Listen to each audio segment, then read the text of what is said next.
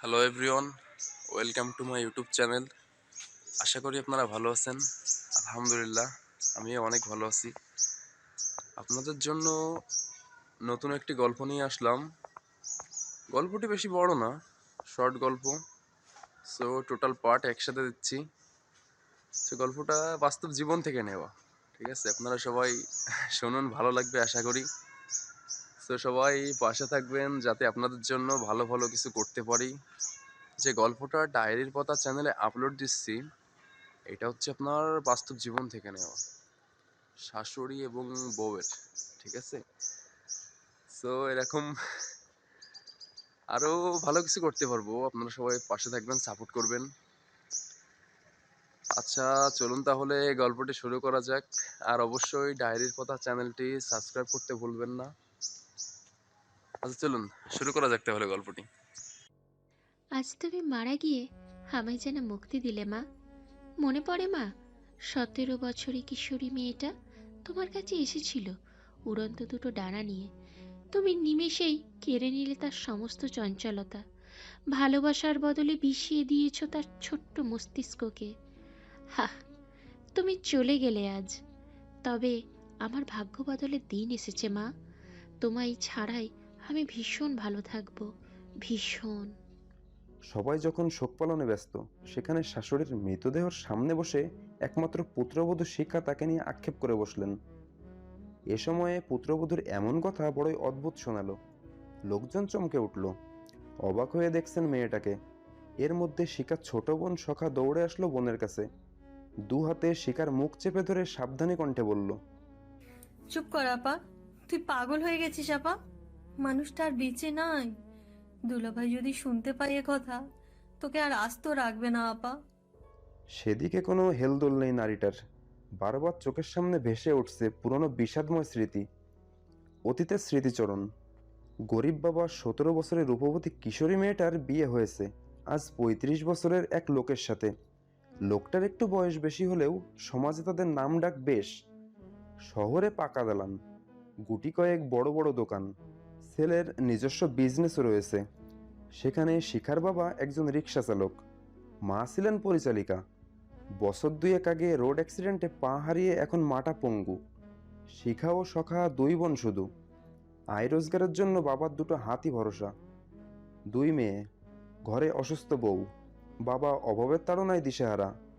এরই মধ্যে শিখার শ্বশুর তার বড় মেয়ের জন্য বিয়ের প্রস্তাব রাখে।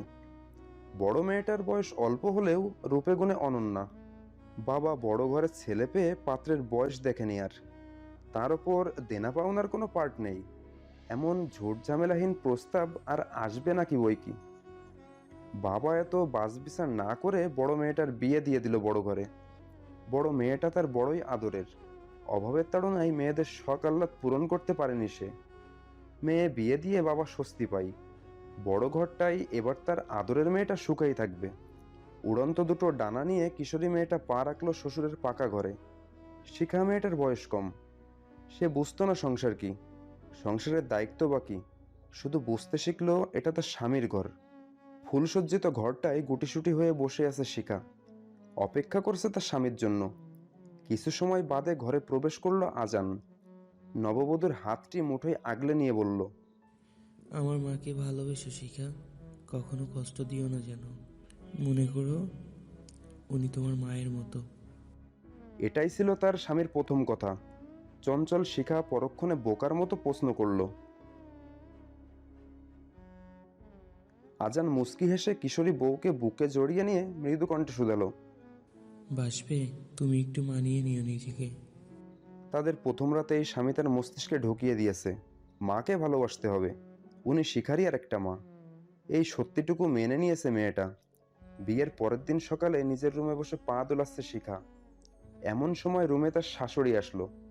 শিখা শাশুড়িকে দেখে এগিয়ে গেল তার কাছে, উচ্ছ্বাসিত কণ্ঠে শুধালো, মা, তুমি আমার আরেকটা মা তাই না? উনি বলেছে তোমাকে ভালোবাসতে। আচ্ছা, আমি তোমাকে ভালোবাসলে তুমি আমায় ভালোবাসবে মা? শাশুড়ি তার এমন মায়ামাখা আবদার কানে এই মুহূর্তে গড়িয়ে দিয়ে গমগমে গলায় বললেন, বাড়ির বউ হয়ে এসেছো, তবুও কোনো আক্কল জ্ঞান নাই তোমার? মা কিছু শিখায় নাই তোমাকে সকাল যে হয়েছে? এখনো স্বামীর সোহাগী বউ হয়ে রুমে ঘাপটি মেরে বসে আছে।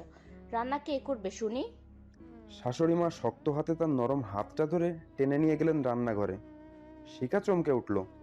ফর্সা মুখখানায় আধার নেমে আসলো তার। যাবার সময় একটুখানি আশা নিয়ে ছলছল চোখে স্বামীর পানে একবার তাকালো সে। ভাবছে লোকটা তার হয়ে কিছু বলবে মাকে, কিন্তু লোকটা সাথে সাথে মাথা নিচু করে নিলেন। মাকে কিছু বলার সাহস হয়ে ওঠেনি তার। স্বামীর ঘরে প্রথম সকালেই কাঁদল সে। শিখা আঁচলে চোখ মুছতে মুছতে ছোট ছোট হাতে সব একাই রান্না করে নিল। পরক্ষণেই খুব সহজে মেনে নিল এই বাক্য। বাড়ির একমাত্র বউ সে, রান্নাঘরের দায়িত্বও তার। সব খাবার টেবিলে গুছিয়ে নিজের রুমে চলে গেল শিখা। এবার একটু ফ্রেশ হওয়া দরকার। কিয়ৎক্ষণ বাদে আসতেই দেখতে পেল বাড়ির সবাই তাকে রেখেই খেতে বসেছে, এমনকি তার স্বামীও। অভিমানে বুক ফুলে উঠল তার। নিঃশব্দে ওখান থেকে চলে যেতে নিল। তন্মধ্যে শ্বশুরমশাই স্নেহময়ী কণ্ঠে ডাক দিয়ে বলল, বৌমা, কই যাচ্ছ? খেতে এসো, আজ একসাথে খাই। দাঁড়িয়ে গেল শিখা। বড়দের অবাধ্য হতে বাবা মা কখনো শেখায়নি তাকে। সকল অভিমান চাপা রেখে হাসি মুখে গিয়ে বসলো শাশুড়ির কাজ ঘেঁষে। কিন্তু শিখার শাশুড়ি রেহেনা বেগম 4 মেয়ে একমাত্র ছেলেকে নিয়েই ব্যস্ত। তাদের পাতে এটা সেটা দিচ্ছে, ছোট্ট মেয়েকে খাইয়ে দিচ্ছে। শিখারও একবার বলতে ইচ্ছা করছে, আমাকেও খাইয়ে দাও মা। পরক্ষণে ভয়ে নিজের ইচ্ছে মনের মাঝে চাপা রাখলো মেয়েটা। চারপাশে তাকিয়ে ঘুরে ঘুরে দেখছে অচেনা মানুষগুলোকে। তারা দিব্যি খাচ্ছে। পাশে যে নতুন বউটা খালি প্লেটে বসে আছে তাকেও দেখছে না। এই পরিবেশের সাথে অচেনা সে। পরে ভাবলো বড়লোক বাড়ির মানুষগুলো বোধহয় এমনই হয়। কারো ভরসা না করে নিজের প্লেটে নিজেই ভাত নিল শিখা। মাংসের বাটিটা ধরার আগে শাশুড়ি সেটা নিয়ে নিল। নিজেরও ছেলের প্লেট ভর্তি করে সবটুকু মাংস রাখলো। তারা মা ছেলে খাচ্ছে। শিখার জন্য এক টুকরো মাংস অবশিষ্ট রাখলো না। শাশুড়ি একবার জিজ্ঞেস অব্দি করলো না, তুমি মাংস খাও? এদের আচরণে শিখার ছোট্ট মনটা পীড়া দিচ্ছে। চোখ দুটো টলমল করছে। আসলে কিন্তু এমনটা নয় যে শিখা মাংস ভীষণ পছন্দ করে। শাক অথবা একটা তরকারি দিয়েই খাওয়ার অভ্যাস আছে তার। তবুও প্রথম দিনে এ বাড়িতে তার মূল্য কতটুকু কিশোরী কন্যা খুব সহজেই অনুমান করে ফেলল। প্রথম সকালে এটাই প্রথম শাশুড়ি ও স্বামীর প্রতি তার অভিযোগ হয়ে রইল। খুব গোপনে অভিমান পুষে নিল তার বক্ষে। ধরনীর বুকে বিকেল নেমেছে। ছোট্ট মেয়েকে নিয়ে শিখার বাবা মনিরুল এসেছে মেয়েটাকে একটুখানি দেখার জন্য। তার শক্ত হাতে রয়েছে একটা মিষ্টির ব্যাগ। বাড়ির ভেতরে প্রবেশ করতেই বাড়িটা নীরব মনে হলো। বড় মেয়েটার মুখটা দেখার জন্য বাবার তর সইছে না যেন। উচ্চস্বরে ডাকলো, শিখা আম্মা, কই তুই মা? দেখ তোর বাবা তোরে দেখবার লাইগা আইছে। তৎক্ষণাৎ রুম থেকে বেরিয়ে আসলো শিখার শাশুড়ি। আধ পুরনো ধূসর পোশাকে মনিরুলকে দেখে মুখখানা অন্ধকার হয়ে গেছে তার। বিরক্তি কণ্ঠে শুধালো, কি হচ্ছেটা কি? এই বাড়িতে এত চেঁচাচ্ছেন কেন? থমথম খেয়ে যায় বাবা। উনি ভুলেই গেছে মেয়ের শ্বশুর বাড়িতে বাবাদের উচ্চস্বরে কথা বলতে নেই। উনি তবুও মুখে হাসি টেনে বললেন, দুঃখিত আপা, আসলে মেয়েটাকে কতক্ষণ দেখি না। তা আপনি কেমন আছেন আপা? রেহেনা বেগম ভেংসি কাটল। এদের সাথে কথা বলতেও রুচিতে বাধে তার। বড়সড় পা ফেলে চলে যেতে গেল শিখার ঘরটার দিকে। মনিরুলের হাতে ব্যাগ দেখে দাঁড়িয়ে গেল। এগিয়ে তাকে একবার আগাগোড়া পরখ করে বললেন, ভালোই আছি, তা ব্যাগের ভিতর কি এনেছেন? মনিরুল নিজের হাতের ব্যাগটা এগিয়ে দিল ওনার হাতে। রেহেনা বেগম তড়িঘড়ি করে ব্যাগটাই উকি দিল। 2 কেজি সস্তার মিষ্টি। চোখ মুখ কুঁচকে ব্যাগটা ফেলে দিয়ে বললেন, এসব কম দামের মিষ্টি আমাদের খাওয়া হয় না। যাওয়ার সময় সাথে করে নিয়ে যাবেন এগুলো। লজ্জায় অপমানে গা গুলিয়ে আসছে তার। সখা মেয়েটা কাঁদো কাঁদো কণ্ঠে বাবাকে বললেন। আব্বা চলো, আমরা চলে যাই। তবুও বাবা নড়লেন না। পাথরের মতো দাঁড়িয়ে রইল মেয়েটাকে এক নজর দেখার জন্য। শিখা মেয়েটা সারাদিন পর বিছানা পেয়ে ক্লান্তিতে চোখ লেগে গিয়েছে তার। সে আরামসে ঘুমাচ্ছে। আজান বাসায় নেই। সকালে খেয়ে যে নিজের কাজে বেরিয়েছে আর খোঁজ নেই তার। রেহেনা বেগম দরজায় দাঁড়িয়ে ঠকঠক আওয়াজ করে বললেন, বোমা, তোমার বাবা বোন এসেছে। বাবা এসেছে শুনে ঘুম ছুটে যায় তার। আনন্দে লাফিয়ে উঠল শিখা। পরক্ষণে পিছন থেকে শাশুড়ি বলে উঠল, কিছু খাইয়ে তাড়াতাড়ি বিদায় করো, এদের গোষ্ঠী শুদ্ধ সব হাজির। মুখটা চুপসে যায় মেয়েটার। শাশুড়ির দিকে তাকিয়ে মৃদু কণ্ঠে বললেন, আমার বাবা আজই প্রথম আসছে মা, তাও আপনার সহ্য হলো না? শিখা শাশুড়ির উত্তরের অপেক্ষা করল না, ছুটে গেল বাবা বোনের কাছে। মেয়ের পরনে দামি শাড়ি গহনা দেখে পরাণ জোড়ালো বাবার। মেয়ে তার সুখেই আছে স্বামীর সংসারে। কত সুন্দর লাগছে তার মেয়েটাকে। দু হাতে মেয়েকে বুকে আগলে নিয়ে জিজ্ঞেস করলেন। কেমন আছিস আম্মা? শিখা সব চেপে একগাল হেসে বললেন। ভীষণ ভালো আছি আব্বা। স্বস্তির শ্বাস ছাড়ল বাবা। শিখা খেয়াল করলো বাবা বোনের মুখ শুকনো, নিশ্চয়ই তারা কিছু খায়নি।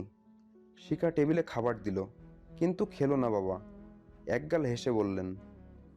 আমরা খেয়ে আসছি মা। বাবা আর দাঁড়ালো না, ছোট্ট মেয়েটার হাত চেপে বেরিয়ে গেল। শিখা বাবার যাওয়ার দিকে তাকিয়ে বিড়বিড় করে বলল, বাবা, তুমি তোমার মেয়েকে বড় ঘর দেখে বিয়ে দিলে, কিন্তু এ ঘরে যে তোমার মেয়ের সম্মান নেই, তোমার কোনো দাম নেই। এই বড় ঘরে আমার দম বন্ধ হয়ে আসে বাবা। এর চেয়ে আমি তোমার ভাঙা কুটিরেই সুখে ছিলাম। এই ঘর কি আমায় আদৌ সুখী করতে পারবে বাবা? বিয়ের 15 দিন যেতে না যেতে এই সব কাজের দায়িত্ব চাপলো তার ওপর। বয়স কম, এত বড় সংসার সামলাতেও হিমশিম খাচ্ছে মেয়েটা। শ্বশুরবাড়ি পা রাখতেই যেন বড় হয়ে গেল সে। সবার আগে হারিয়ে ফেলছে তার চঞ্চলতা। তখন অবুঝকন্যা বুঝতে শিখেছে কত কিছু। এত বড় ঘরও তাকে সুখী করতে পারল না। সুখের এত দাম, স্বামী নামক লোকটা দিয়েও তার ভাগ্য সুখ দেয়নি বিধাতা। মানুষটা যে পুরোপুরি মা ভক্ত, কোনটা অন্যায় কোনটা সঠিক এ যেন চোখেই পড়ে না তার। তবে রাত হলেই শরীর ছোঁয়ার নাম করে। মেয়েটাকে একটু হলেও শুয়ে দেয় আজান। ইতিহাস সাক্ষী, স্ত্রীর প্রতি দায়িত্বহীন পুরুষ দিয়ে কোনো মেয়ে আজ অব্দি সংসারে সুখী হয়নি। তবুও মেয়েটা হন্যে হয়ে একটুখানি সুখ খুঁজছে, খুঁজে যাচ্ছে তাদের ভালোবাসা। মস্তিষ্কের মাঝে গেঁথে নিল, শাশুড়ির মন জয় করতে পারলেই তার স্বামী তাকে ভালোবাসবে। এই বাক্যটা মেনে নিয়ে যথারীতি চেষ্টা করছে সবকিছু সামলাতে। রাত দিন এক করে নিজের হাতে তুলে নিয়েছে এই সংসারকে। তবুও কেন জানি এই সংসারে অবহেলিত মেয়েটি শিখা। এ বাড়িতে তাকে যেন কেউ বউ করে আনেনি, এনেছে কাজের মেয়ে, যার কোনো ক্লান্তি নেই, নেই কোনো অবসর। সেদিন অপমানের পরও আজ সকালে বাবা আবারও এসেছে এই বাড়িতে, নিজের ভাঙা কুটিরে মেয়েসহ জামাইকে নিতে। আসলে মেয়ের বাবারা নির্লজ্জ, বেহায়া। বাবাদের মোটেও লজ্জা নেই। মেয়ের শাশুড়ি বাড়ি থেকে হাজারো অপমান লাঞ্ছনা দিলেও বাবারা গায়ে মাখে না, শুধুমাত্র মেয়ের মুখের দিকে তাকিয়ে। বাবারা মুচকি হেসে উড়িয়ে দেয় সমস্ত বঞ্চনা। মনিরুলও তার ব্যতিক্রম নয়। বিয়ের পরেই প্রথম স্বামীর সাথে বাপের বাড়ি যাবে শিখা। আনন্দের শেষ নেই তার মনে। বাড়ি গিয়ে প্রাণ ভরে শ্বাস নেবে সে, মায়ের হাতে শাক দিয়ে পেট ভরে ভাত খাবে। শ্বশুরবাড়িতে এই কয়েকদিন হাঁপিয়ে গিয়েছে কিশোরী কন্যা। নিজ বাড়ির নাম শুনেই ভিতর থেকে ভুলে গিয়েছে সব মন খারাপি। চঞ্চল কন্যা নিজেকে আজ ইচ্ছে মতো রাঙিয়েছে বাহারি সাজসজ্জায়। আজান তাদের রুমে বসেই ফোন ঘাঁটছিল। শিখা তার সামনে দাঁড়িয়ে কোমরে হাত রেখে বলল, আমাকে কেমন লাগছে বলুন তো? আজান পূর্ণ দৃষ্টি রাখে কিশোরী বউয়ের পানে। তার চোখ ঝলসে যাচ্ছে যেন। এতদিন একসাথে থেকেও সেভাবে দেখা হয়নি মেয়েটাকে। মেয়েটাকে বলাই চলে আগুন সুন্দরী। আজ একটু বেশি সুন্দর লাগছে তাকে। নীল রঙা শাড়ি পরেছে শিখা, সাথে সিম্পল সোনার গহনা। ফর্সা শরীরে চিকচিক করছে। ফাঁকা ঢোক গেলে আজান। পরক্ষণে ধীর পায়ে এগিয়ে গিয়ে শিখার খোলা চুলে নাক ডুবিয়ে মৃদু স্বরে বলল, শিখার থেকে তো আজ আগুন বের হচ্ছে। শিখার অনলে পুড়ে যাচ্ছে এই হতভাগা। একদম আগুন সুন্দরী লাগছে তোমায়। এই প্রথম স্বামীর থেকে নিজের প্রশংসা পেয়ে লজ্জা পেল মেয়েটা। লাজুক হেসে বলল, আমি আগুনের শিখা হব, আপনি আগলে নিন। এত অবহেলা না করে একটু ভালোবাসা দিন। আজান জবাব দিল না। এমনটা নয় যে মেয়েটাকে তার অপছন্দ, পছন্দ। তবুও কোথাও যেন জড়তা রয়েছে। এই জড়তার জন্য নিজের ভেতরের কথা প্রকাশ করা হয় না। তার মধ্যে বাসায় পা রাখলেই মা বউয়ের নামে ছেলের মস্তিষ্কে বিষ ঢুকিয়ে দেয়। এজন্য আজান নিজের দুর্বলতা শক্ত কলসে মুড়িয়ে রাখে। বাচ্চা মেয়ে আশকারা পেয়ে মাথায় উঠে যাবে। তাছাড়া মায়ের ভাষ্য মতে বউ হচ্ছে শাসনের জিনিস, এদের বেশি আহ্লাদ করতে নেই, তাহলে হিতে বিপরীত হওয়ার সম্ভাবনা রয়েছে। মায়ের থেকে এই শিক্ষায় বড় হয়েছে ছেলেটা। যুবতী বউয়ের ছোঁয়া পেয়ে আজ অনেক কিছু বলতে ইচ্ছা হলেও থেমে যায় আজান। নিজের ইচ্ছেগুলো গুটিয়ে নিল তৎক্ষণাৎ। শিখাকে ছেড়ে দূরে গিয়ে দাঁড়িয়ে গম্ভীর কণ্ঠে বলল, তাড়াতাড়ি গোছগাছ করে নিচে আসো। কথা শেষ করে বড় বড় পা ফেলে বেরিয়ে যায় রুম থেকে। মায়ের রুম নক করে নরম কণ্ঠে বলল, মা আসবো? রেহেনা বেগম খাটে আয়েশি ভঙ্গিতে বসে পান চিবাচ্ছে। ছেলের কণ্ঠ শুনে একগাল হেসে বলল, আয় বাবা। মা বলছিলাম কি, কিছু টাকার প্রয়োজন। ইনিয়ে বিনিয়ে মাথা নিচু করে বলল আজান। হাজার হাজার টাকা নিজে ইনকাম করলেও মাতব্বরি সব মায়ের। মাস শেষে বেতন পেয়ে মায়ের হাতে তুলে দেয় সে। এমনকি হাত খরচটাও মাঝে মাঝে মায়ের থেকে চেয়ে নিতে হয়। এই সংসার চলে মায়ের কথাই। ছেলের টাকা লাগবে শুনে কিঞ্চিত বিরক্ত হয় রেহেনা বেগম। হেয়ালি পায়ে আলমারি থেকে 1,000 টাকার একটা নোট ছেলেকে ধরিয়ে দিল। আজান টাকাটা নেড়ে চেড়ে দেখে অনেকটা সাহস নিয়ে কিছুক্ষণ পরে বলল, মা, মাত্র 1,000 টাকা? ওই বাড়ি তো প্রথমবারই যাচ্ছি আমি। এই বাজারে জিনিসপত্রের যে দাম, তাছাড়া আমার তো এক্সট্রা একটা হাত খরচ রয়েছে। তেতে উঠলেন মা। ছেলের দিকে তাকিয়ে মুখ কিড়মিড় করে বললেন, 2 দিনের বউ মগজ ধুয়ে ফেলেছে তোর আজান। আমার মুখে মুখে খুব তর্ক করা শিখেছিস। শ্বশুর বাড়ির জন্য দেখছি দরদ উতলে পড়ছে আজকাল। আজান মিনমিন করে বলল। কি যেন বলছো মা? আসলে তাকে থামিয়ে দিয়ে মা বলল, হয়েছে, চুপ কর। 1,000 টাকা ভালোভাবে হয়ে যাবে। যে না তোর শ্বশুর বাড়ি ভাঙা টিনের চাল। 2 কেজি সস্তা মিষ্টি নিয়ে গেলে টেলা ছুকে গেল। খবরদার, এর বেশি কিছু নিস নে। দরজায় দাঁড়িয়েছিল শিখা। মূলত আজানকে এই হাসি হাসি মুখে ডাকতে এসেছিল সে। এসে এই শাশুড়ির এমন আচরণে তার এই উল্লাস বেশিক্ষণ স্থায়ী হলো না। অপমানে গা শিউরে উঠল মেয়েটার। অথচ স্বামী তার নির্বাক। লোকটা এমন কেন? ন্যায় অন্যায় কি তার চোখে পড়ে না? তার বাবা গরিব, তাই বলে কি কথায় কথায় এভাবে অপমান করবে? শিখা এগিয়ে গেল রুমে। তার মধ্যে আজান বিনা বাক্যে মাথা নত করে বেরিয়ে যেতে উদ্যত হলো। এমন সময় পিছন থেকে শিখা শাশুড়িকে উদ্দেশ্য করে মৃদু কণ্ঠে বললেন, আপনার ছেলে আমাদের বাড়ি খালি হাতে গেলেও তার কোনো অমর্যাদা হবে না মা। আমার বাবা হতেই পারে রিক্সা চালক কিংবা গরিব, তবুও সে নতুন অতিথিদের কি করে খাতির যত্ন করতে হয় সে বিষয়ে সচেতন। শিখার এমন কথায় গা জ্বলে যাচ্ছে রেহেনা বেগমের। মুখ ঝামটি মেরে বললেন, নুন আনতে পান্তা ফুরায় তার মেয়ের দেমাক কত। আজান, দেখেছিস তোর বউ আমার মুখে মুখে তর্ক করতেছে। মায়ের ন্যাকা কথা শুনে আজান শিখার দিকে তাকিয়ে মৃদু চোখ রাঙিয়ে বললেন, আমাদের মা ছেলের মধ্যে তোমাকে কথা বলতে কে বললো শিখা? নেক্সট টাইম এমনটা যেন না হয়, মাথায় রেখো। শিখা স্বামীর আচরণে অবাক হয়ে যায়। আচ্ছা, এখানে তার দোষটা কোথায়? সে কি ভুল কিছু বলেছে? কই, লোকটা প্রতিবাদ করবে, উল্টো তাকে ধমকাচ্ছে। পরক্ষণেও কিছু বলতে গিয়েও থেমে গেল মেয়েটা। বাবা নিচে বসে। আবার যদি বাবাকে অপমান করে তারা? তার মধ্যে নিচ থেকে বাবা হাঁক ছেড়ে বললেন, শিখা আম্মা, হলো তোদের? তাড়াতাড়ি কর মা, আমার ওদিকে দেরি হয়ে যাচ্ছে। শিখা বিনা বাক্যে নিচে আসলো। তার পেছন পেছনে আজান। রেহেনা বেগম পেছন থেকে ছেলেকে উদ্দেশ্য করে বললেন, আচ্ছা, আজকের দিনটা থেকে আগামীকাল বউকে নিয়ে চলে আসিস বাড়িতে। তোর সংসারে এত কাজ কাম আমি করতে পারবো না বাপু। এমনিতে হাঁটুর ব্যথা বেড়েছে। আজান বাধ্য ছেলের মতো মাথা নাড়ালো। কতদিন পরে মেয়ের জামাইকে পেয়ে আনন্দের শেষ নেই শিখার মা বাবার। এই প্রথমবার জামাই এসেছে বাড়িতে। আদর যত্নের কোনো কমতি নেই। বাবা ধারের টাকায় ব্যাগ ভর্তি বাজার করেছে।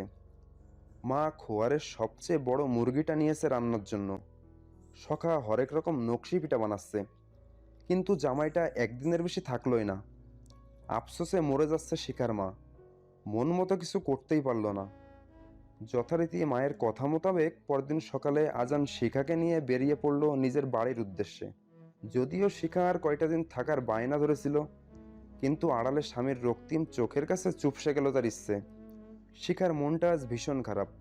কতদিন পর বাবার বাড়িতে এসে কটা দিন থাকা হলো না তার। আপনজনকে ছেড়ে আসার কষ্টে দু চোখে অশ্রুকণা ভিড় করেছে মেয়েটার। সেদিকে কিচ্ছুটি যায় আসে না কারো। অতিরিক্ত মা ঘেঁষা পুরুষের বউ সে। স্ত্রীর প্রতি লোকটা সবসময় উদাস। আজান বাড়িতে পা রাখতেই রেহেনা বেগম জিজ্ঞেস করতে শুরু করলেন, শ্বশুর বাড়ি কোন বেলায় কি কি খাইয়েছে তাকে, তার ছেলের কোথাও কোনো অসম্মান হলো কিনা। আরও কত কি। তার মধ্যে শিখা শাশুড়ির সামনে কয়েকটা বক্স ভর্তি খাবার রেখে বললেন। এগুলো আমার মা তোমার জন্য পাঠিয়েছে মা। কথা শেষ করে শিখা কাজে লেগে পড়ল। তার আর বিশ্রাম নেই। একটা দিন ছিল না। রান্নাঘরে হাঁড়ি পাতিল জমা হয়ে গিয়েছে, ঘরগুলো অপরিষ্কার। দুপুর হয়ে গিয়েছে প্রায়, এক্ষুনি আবার রান্না করতে হবে। শিখা যেতেই রেহেনা বেগম দ্রুত বক্সগুলো খুলে দেখতে লাগলেন। পোলাও, আস্ত মুরগির রোস্ট, গরুর মাংস সহ আরো কয়েক রকমের বড় বড় মাছ রয়েছে বাক্সে। যা দেখে জিভে জল আসছে তার। তৎক্ষণাৎ পেট ভরে খেয়ে ঢেকুর তুলে ছেলেকে উদ্দেশ্য করে বলল। খাবারের কি বিশ্রী স্বাদ, এগুলো না নিয়ে আসলেও তো হতো। শিখা কান এড়ালো না এই কথা। শাশুড়ির কথা শুনে রান্নাঘরে বসে বিড়বিড় করে বললেন। তোমাকে কলিজা ভুনা করে খাওয়ালেও তুমি বলবে লবণ কম হয়েছে। কেউ শুনল না তার নীরব বাক্য। এরই মধ্যে আজান মুখ ফসকে বোকার মতো বলে উঠল। তাহলে তুমি এতগুলো খেলে কেন মা? কম খেলেও তো হতো। আবার না জানি পেটে সমস্যা হয় তোমার। খেপে গেলেন রেহেনা বেগম। ছেলের দিকে তাকিয়ে ন্যাকা কণ্ঠে বলল। এখন আমি এত বেশি খাই দেখি তোর চোখে পড়ে গেছি আজান? তোর শ্বশুর বাড়ি থেকে পাঠিয়েছে বলে তুই আমাকে খাবারের খোঁটা দিচ্ছি আজান? বউ, নতুন শ্বশুর শাশুড়ি পেয়ে মা এখন পর হয়ে গেল তোর? ও মা গো, এই দিন দেখার জন্য কি বেঁচে ছিলাম এতদিন আমি? আজান এতক্ষণে ঠাউর করতে পারলেন সরল মনে কি বলে ফেলেছেন তিনি। ভাবতেই জিভে কামড় দিল ছেলেটা।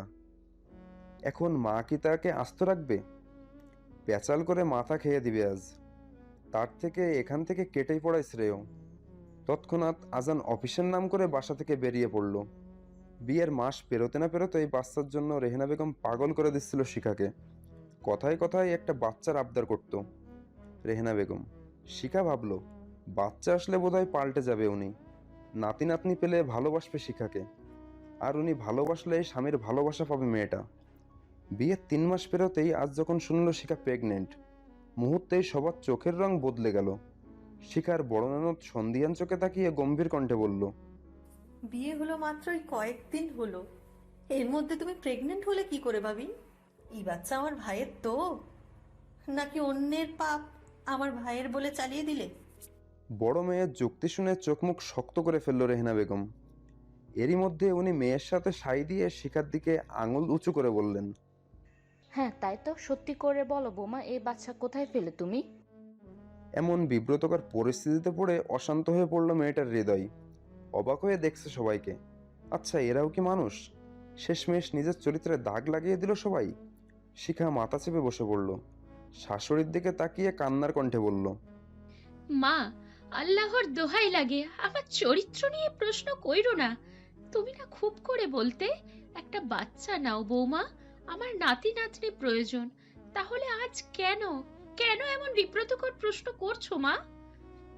কেউ শুনছে না অষ্টদশী মেয়েটার কাকুতি মিনতি করা আজহারি।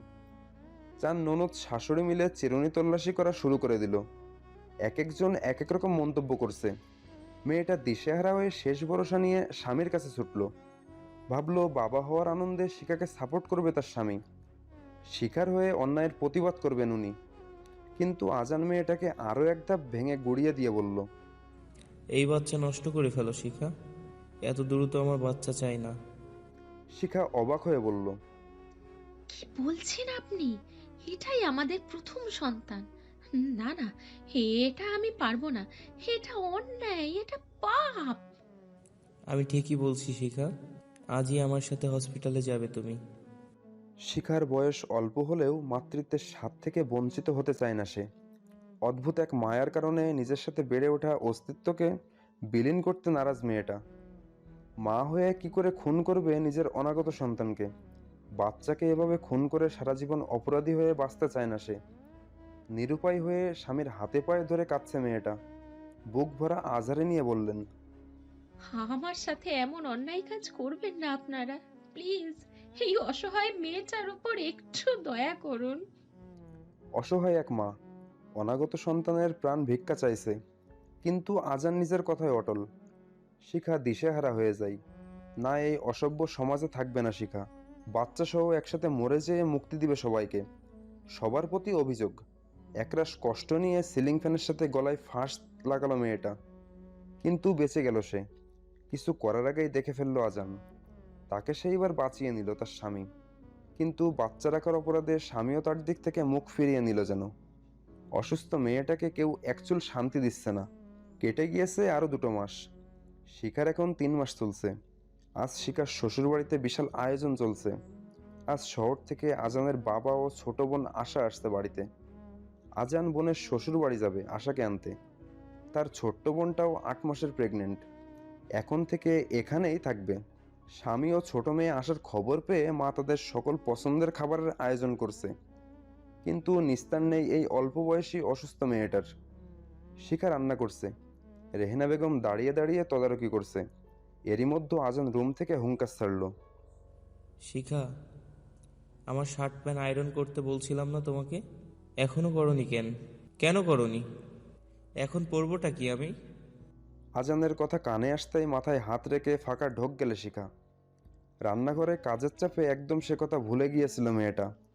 ছেলের কথা শুনতে পেয়ে পাশ থেকে রেহেনা বেগম দাঁত কটমট করে শিখাকে বললেন, বোমা, আমার সংসারে কিন্তু এসব হেয়ালি চলবে না। আমার ছেলেটার একদম খেয়াল রাখো না তুমি। পরবর্তীতে এগুলো কিন্তু সহ্য করব না আমি। যাও রুমে গিয়ে দেখো বাবুর কি প্রয়োজন। আমার একদম মনে ছিল না মা, আপনি একটু তরকারিটা দেখুন, যাচ্ছি আমি। মনে ছিল না ছাই, সব কাজে ফাঁকি দেয়ার ধান্দা। শাশুড়ির কথা শুনে আর কথা বাড়ালো না শিখা। চঞ্চল পায়ে রুমে চলে গেল। ভেজা হাতটা শাড়ির আঁচল দিয়ে মুছতে মুছতে অপরাধীন নাই বলল, সরি সরি, কাজের চাপে আপনার শার্টের কথা বেমালুম ভুলেই গেছিলাম আমি। আপনি একটু অপেক্ষা করুন, আমি এক্ষুনি করে দিচ্ছি। মেয়েটার এসব হেয়ালি দেখে মুহূর্তে মাথাটা গরম হয়ে গেল আজানের। বিছানায় রাখা শার্টটা শিখার গায়ে ছুঁড়ে মেরে দাঁতে দাঁত চেপে বলল, কি এমন কাজ করো তুমি সারাদিন? তোমার মূল আজকাল থাকে কোথায়? হ্যাঁ, সময় মতো একটা কাজ ঠিক মতো করো তুমি। এখন আর করার প্রয়োজন নেই এগুলো। এটা দিয়ে তুমি এখন পুজো করো। স্বামীর আচরণে ভারী দীর্ঘশ্বাস ছাড়ে শিখা। মাথার ওপর থেকে শার্ট সরিয়ে হেয়ালি করে বলল, আসলেই আমি করিটা কি সারা দিন? আপনার সংসারে আমাকে তো আপনি রানীর মতোই রেখেছেন। এই তো অন্তঃসত্ত্বা মেয়েটাও ভোর থেকে রাত 10টা অবধি গরুর গোয়াল পরিষ্কার থেকে শুরু করে পানির গ্লাস এক একজনকে ঢেলে খাওয়াতে হয়। এটা কোনো কাজ হলো? মেয়ে মানুষ, বাড়িতে তো শুধু শুয়ে বসেই খায়। কাজ তো করেন আপনি, আপনার মতো পুরুষেরা। এখানে আর দাঁড়ালো না শিখা, তড়িঘড়ি করে রুম ত্যাগ করলো। মেয়েটার কথা আজানের গায়ে খুব লেগেছে। মুহূর্তের মাথায় রক্ত চাপলো তার। রাগের চোটে নিজের হাত দিয়ে দেয়ালে বার কয়েক ঘুষি মারলো। মুখে বার কয়েক উচ্চারণ করলো। বেয়াদব মেয়ে, বেয়াদব। শিখা কাছে থাকলে বোধহয় এই আঘাতগুলো আজ তার গায়ে পড়তো। ভাগ্যিস ছিল না। শিখাকে দেখে রান্নাঘর থেকে বেরিয়ে ফ্যানের নিচে আরামসে বসলো রেহেনা বেগম। যে গরম লাগছে না, বড্ড জল তৃষ্ণা পেয়েছে তার। সোফায় শরীর এলিয়ে হাঁক ছেড়ে বললেন, বোমা, আমার জন্য এক গ্লাস লেবুর ঠান্ডা শরবত নিয়ে আসো, গলা শুকিয়ে গিয়েছে। পর মুহূর্তে ছেলেকে ডাকলেন। আজান, এদিকে আয় তো বাবা, এখন বের হবি? আজান রুম থেকে বের হতে হতে কমল কণ্ঠে বললেন, এই তো মা, এক্ষুনি যাচ্ছি। রেহেনা বেগম রুম থেকে কয়েকটা চকচকে 1000 টাকার নোট ছেলের হাতে ধরিয়ে দিয়ে বলল, এটা রাখ, আমার মেয়ের শ্বশুর বাড়িতে ভালো দেখে 5 কেজি মিষ্টি আর ব্যাগ ভর্তি ফল নিয়ে যাস। আরও কিছু প্রয়োজন হলে নিয়ে যাস, ওই বাড়িতে আসার জন্য কোনো অসম্মান না হয়। 5 কেজি মিষ্টির কি প্রয়োজন মা? সস্তা দেখে 2 কেজি মিষ্টি নিলেই তো হতো। শাশুড়ি মায়ের কথা শুনে পেছন থেকে শিখা তাচ্ছিল্য করে বলে উঠল। শিখার কথা শুনে রেহেনা বেগম একগাল হেসে বললেন, কি যে বলো বোমা, আজান বড় ভাই যাচ্ছে বোনের শ্বশুর বাড়িতে, ওর একটা সম্মান আছে না? হ্যাঁ মা, তোমার মেয়ের শ্বশুরবাড়িতে 5 কেজি মিষ্টি, ব্যাগ ভর্তি ফল নিতে হয়। না নিলে তোমাদের সম্মান থাকে না। আর ছেলের শ্বশুরবাড়িতে স্বচ্ছতা দেখাতে 2 কেজি মিষ্টিই যথেষ্ট। আচ্ছা, তখন তোমার ছেলের সম্মান যায় না? অপমানে মূর্ছা যাচ্ছে রেহেনা খানম। মেয়েটার মুখে বুলি ফুটেছে বেশ। আজান ক্রোধিত চোখে একবার চাইল শিখার পানে। শক্ত একটা চড় বসিয়ে বলে উঠল, তোকে বলছিলাম না মায়ের মুখে মুখে তর্ক করবি না? তবুও কেন কথা বলছিস? আমার বোনদের কি দিব না দিব তোকে জিজ্ঞেস করে দিতে হবে নাকি? টাকা কি তুই কামাই করিস না তোর বাপ দিয়ে যায়? 2 দিন হলো না এই বাড়িতে আসছিস, তার মধ্যে সংসার নিয়ে মাতব্বাড়ি করছিস তুই। এসব এখানে চলবে না। নেক্সট টাইম এমন করলে না, বাসা থেকে একদম ঘাট ধাক্কা দিয়ে বের করে দিব। পাশে দাঁড়িয়ে মিটমিট করে হাসছে রেহেনা বেগম। থামানোর নাম নেই, বরং খুশি হয়েছে সে। এটাই না হলো তার ছেলে। একেবারে কাজের মতো একটা কাজ করেছে। শিখা গালে হাত দিয়ে অবাক চোখে দেখছে নিজের অপদত্ত স্বামীকে। শেষমেশ তার অসুস্থ অবস্থায় গায়ে হাত তুলল লোকটা। এত অধঃপতন হয়েছে আজকাল। সবসময় তার ভুলগুলোই চোখে পড়ে তার। মায়ের প্রতি এত সম্মান, তবে বউয়ের প্রতি কেন এত অবিচার? তার গায়ে হাত তুললেও ক্ষান্ত নেই। তার বাবাকেও টানছে। আচ্ছা, তার বাবা গরিব, তাই বলে কি সম্মান নেই? ফুঁসে উঠল শিখা। আজানের হাতটা ঝাড়া মেরে সরিয়ে দিয়ে আঙুল উঁচু করে বলল, মেরুদণ্ডহীন পুরুষ, আমার বাবাকে নিয়ে আর একটা কথা বললে আপনাকে আমি ছেড়ে কথা বলবো না। আপনার সাহস কি করে হয় আমার গায়ে হাত তোলার? আজান গা ঝাড়া দিয়ে মৃদু হেসে বলল, তোর গায়ে আবার হাত তুলবো। কি করবি তুই শুনি? অন্যায়কে অন্যায়, ভুলকে ভুল বলার সাহস কি আপনার আছে? আপনার মতো মেরুদণ্ডহীন পুরুষ দিয়ে আর কি বা আশা করা যায়? নিজের স্ত্রীকে যারা সম্মান করতে জানে না, তাদের বিয়ে করা উচিত নয়। আপনার উচিত ছিল মায়ের আঁচলের তলায় বসে থাকা। শাশুড়ির পাশে শরবতের গ্লাসটা রেখে হনহনিয়ে রুম থেকে বেরিয়ে গেল শিখা। তা দেখে রেহেনা বেগম মুখ বাঁকিয়ে বলল, 2 টাকা রিক্সাওয়ালা হয়ে দেমাক কত? এই মেয়ে খুব বেড়েছে বাবু। রুমের দরজা লাগিয়ে বালিশে মুখ গুজে কাঁদছে শিখা। এ কোথায় বিয়ে দিল বাবা? এই বাড়িতে এসে বড্ড হাঁপিয়ে গিয়েছে মেয়েটা। হাসতে ভুলে গিয়েছে সেই কবেই। আজ ভীষণ ক্লান্ত।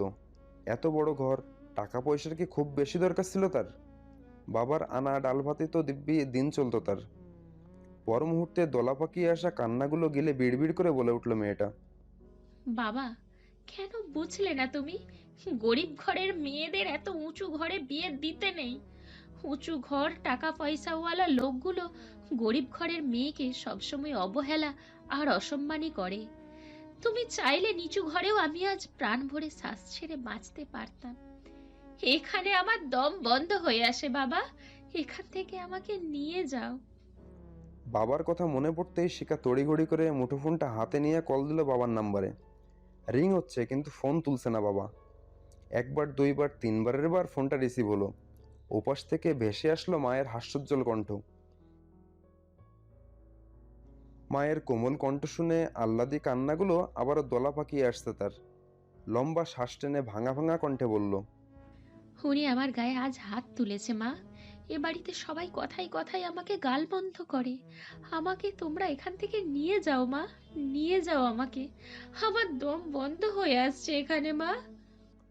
মেয়ের ভাঙা কণ্ঠ শুনে কেঁপে উঠল মায়ের কোমল হৃদয়খানি। মুহূর্তেই ওনার সমস্ত উচ্ছ্বাসেরা মুখ থেকে বিলীন হয়ে কালো মেঘে ঘিরে ধরেছে। পর মুহূর্তে আঁচলে মুখ গুজে কেঁদে উঠলেন তিনি। উনি আগেই ঠাওর করেছিল তার মেয়েটা এ বাড়িতে ভালো নেই। এর আগে মেয়েটা কখনো প্রকাশ করেনি সে কথা। কখনো জিজ্ঞেস করলে একগাল হেসে বলতো, আমি ভালো আছি মা, চিন্তা করো না আমার জন্য।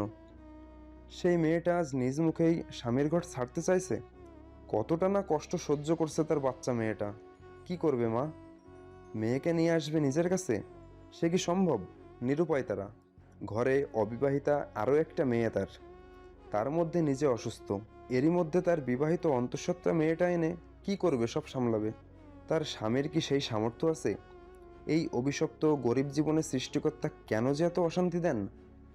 মেয়েটার জন্য মন পুড়ছে তার। মন চাইলেও বুকের মাঝে সেই ইচ্ছা চেপে মুখে বললেন, আমি তোরে আইন না কোথায় রাখুম মা? তোর বাপের আয় রোজগারের কথা তো তুই জানোস। নুন আনতে পান্তা ফুরায়। ঘরে তোর ছোট্ট বুইন্ডার আবিও তো। তুই একটু মানাইয়া নে মা। ওরা যা বলে একটু সহ্য কর আম্মা। তুই দেখিস একদিন তুই ঠিক সুখী হবি। তোর মায়ে তোরে প্রাণ ভৈরা দোয়া কইরা দিল। তুই একটু মানাইয়া নে মা, পাগলামি করিস না। মায়ের কথা শুনে হঠাৎ করে হাসলো শিখা। সে কি হাসি! চোখে জল, মুখে খিলখিল করে হাসি। মনে মনে বার কয়েক আওড়ালো। যে কোনো সমস্যার একটাই কি সমাধান? মানিয়ে নাও নয়তো মেনে নাও। মেয়েদের জীবন কি এতটুকুর মধ্যেই সীমাবদ্ধ? উত্তর মিলাতে পারছে না শিখার ছোট্ট মস্তিষ্ক। পুনরায় মস্তিষ্ক জাগ্রত হলো। সুখ নাম শব্দটি। তবে সুখী হবে সে? মা যে বলল, তা কি আদৌ সম্ভব? ব্যাং করে আবারও হাসল শিখা। নিজের হাসি থামিয়ে তাচ্ছিল্য করে বলল, সংসারে সুখী হওয়ার জন্য দরকার একজন আদর্শ জীবন সঙ্গী। সেই সঙ্গী কি আমাকে দিয়েছো তোমরা মা? মেয়ের প্রশ্নের জবাব নেই মায়ের। আঁচলে মুখ লুকিয়ে নিঃশব্দে কেঁদে উঠলেন মা। শিখা মায়ের জবাবের অপেক্ষা না করেই ফের বলল, আমি মানিয়ে নিব নিজেকে মা। আর কখনো তোমাদের কিচ্ছুটি বলবো না, বাড়িতেও আসতে চাইবো না। এই তো মানিয়ে নিতে নিতে একদিন হঠাৎ করেই দেখবে তোমার মেয়ের জীবন প্রদীপ ফুরিয়ে গেছে। এমন কথা বলিস না মা, আমি যে নিরুপায়। এরই মধ্যে মনিরুল আসলো। স্ত্রীকে মুঠোফোনে হাতে নিয়ে কান্না করতে দেখে হকচকিয়ে গেলেন তিনি। তৎক্ষণাৎ তড়িৎ কণ্ঠে শুধালো, কি হয়েছে তোমার? এভাবে কাঁদতেছো কেন? কোনো সমস্যা? কে কল দিছিল? বাবার কণ্ঠ শুনে চট করে লাইন কেটে দিল শিখা। মা নির্বাক হয়ে কাঁদছে। কিছুক্ষণ সময় নিয়ে নিজেকে দ্রুত সামলে নিলেন উনি। খুব সূক্ষ্মভাবে স্বামীর থেকে বিষয়টি এড়িয়ে গেল, কেননা বাবা মেয়ের এরূপ কথা শুনলে ভেঙে পড়বে। অনুশোচনায় ভুক্তভোগী হয়ে গুমড়ে যাবে ভেতরটা। বড় কন্যাকে যে খুব শখ করে বিয়ে দিয়েছে বড় বাড়িতে, এই মানুষটাকে কি কাঁদানো ঠিক হবে? একদমই না। তপ্ত দীর্ঘশ্বাস ভারী হলে মায়ের বুক। দুপুর গড়িয়ে বিকেল হয়েছে, তবুও না খেয়ে নিজের রুমে চোখ দুটো বন্ধ করে শুয়ে আছে শিখা। তারই একপাশে শুয়ে আছে আজান। মাত্রই পেট পুরে খেয়ে সুখের ঢেকুর তুলছে লোকটা। তার পাশে যে অসুস্থ বউটা না খেয়ে আছে, তাতে কোনো হেলদোল নেই তার। শিখা আজ কেন 5 দিনও যদি নিজ ইচ্ছায় না খেয়ে থাকে, এতে অবশ্য এ বাড়িতে কারোর কিছু যায় আসে না। চঞ্চল সেই মেয়েটা নিজেকে রোবটের মতো চালাচ্ছে আজকাল, মায়ের কথা মতো। মনের অভিমানগুলো খুব গোপনে মণিকোটায় ঠাঁই লুকিয়ে সব অন্যায় মেনে নিল মেয়েটা। এই তো কিছুক্ষণ আগে রান্নাসহ যাবতীয় কাজ সেরে রুমে এসেছে শিখা। অসুস্থ শরীরে এত খাটুনির ফলে শরীরটা ভীষণ দুর্বল লাগছে, পেটে ক্ষুধাও লাগছে। তবুও এই খাবার খেতে ইচ্ছে করছে না তার। চারপাশে খাবারের গন্ধ মো মো করছে। বাড়িতে সবাই ঘটা করে খেয়েছে খানিকক্ষণ হলো, অথচ কেউ একবার তার খোঁজ নেয়নি। যেখানে স্বয়ং স্বামী দায়িত্বহীন, সেখানে অন্য সদস্যের থেকে আশা রাখাও বিলাসিতা বই কি। একবার খেতে গিয়েও ফিরে এসেছে সে। এই খাবার আজ গলা দিয়ে নামবে না তার। আজ যদি তার বাবারও 16 কলা পূর্ণ থাকতো, হয়তো এই বাড়িতে সবার চোখের মনি হতো শিখা। চাপা কষ্টে চোখের কার্নিশ বেয়ে অজান্তেই গড়িয়ে পড়ছে অশ্রুকণারা। হুঁশ ফিরল মেয়েটার। তড়িঘড়ি করে হাতের উল্টো পিঠে মুছে নিল সেই জল। এক বুক দীর্ঘশ্বাস ছেড়ে চাইলে পাশে শুয়ে থাকা স্বামীর মুখ পানে। লোকটা এখন আরামসে ঘুমাচ্ছে। ভাগ্য করে একটা পুরুষ জুটেছে তার কপালে। হেয়ালি করে হাসলো শিখা। ছলছল চোখে স্বামীর দিকে তাকিয়ে আক্ষেপ নিয়ে বলে উঠল, সন্তান হিসাবে তুমি জাতির আদর্শ। এমন সন্তান প্রতিটি মায়ের হোক। স্বামী হিসেবে তুমি রক্তশূন্য। এমন স্বামী কোনো মেয়ের না হোক। আজান কি শুনলো সে কথা? বোঝা গেল না। এরই মধ্যে শ্বশুর মশাই আসাব ডাকলো শিখাকে। বৌমা, এদিকে একবার এসো তো মা। বাড়িতে আসলে একমাত্র এই ব্যক্তি তার একটু আধটু খোঁজখবর নেই। শিখা এক মুহূর্তে দেরি করল না।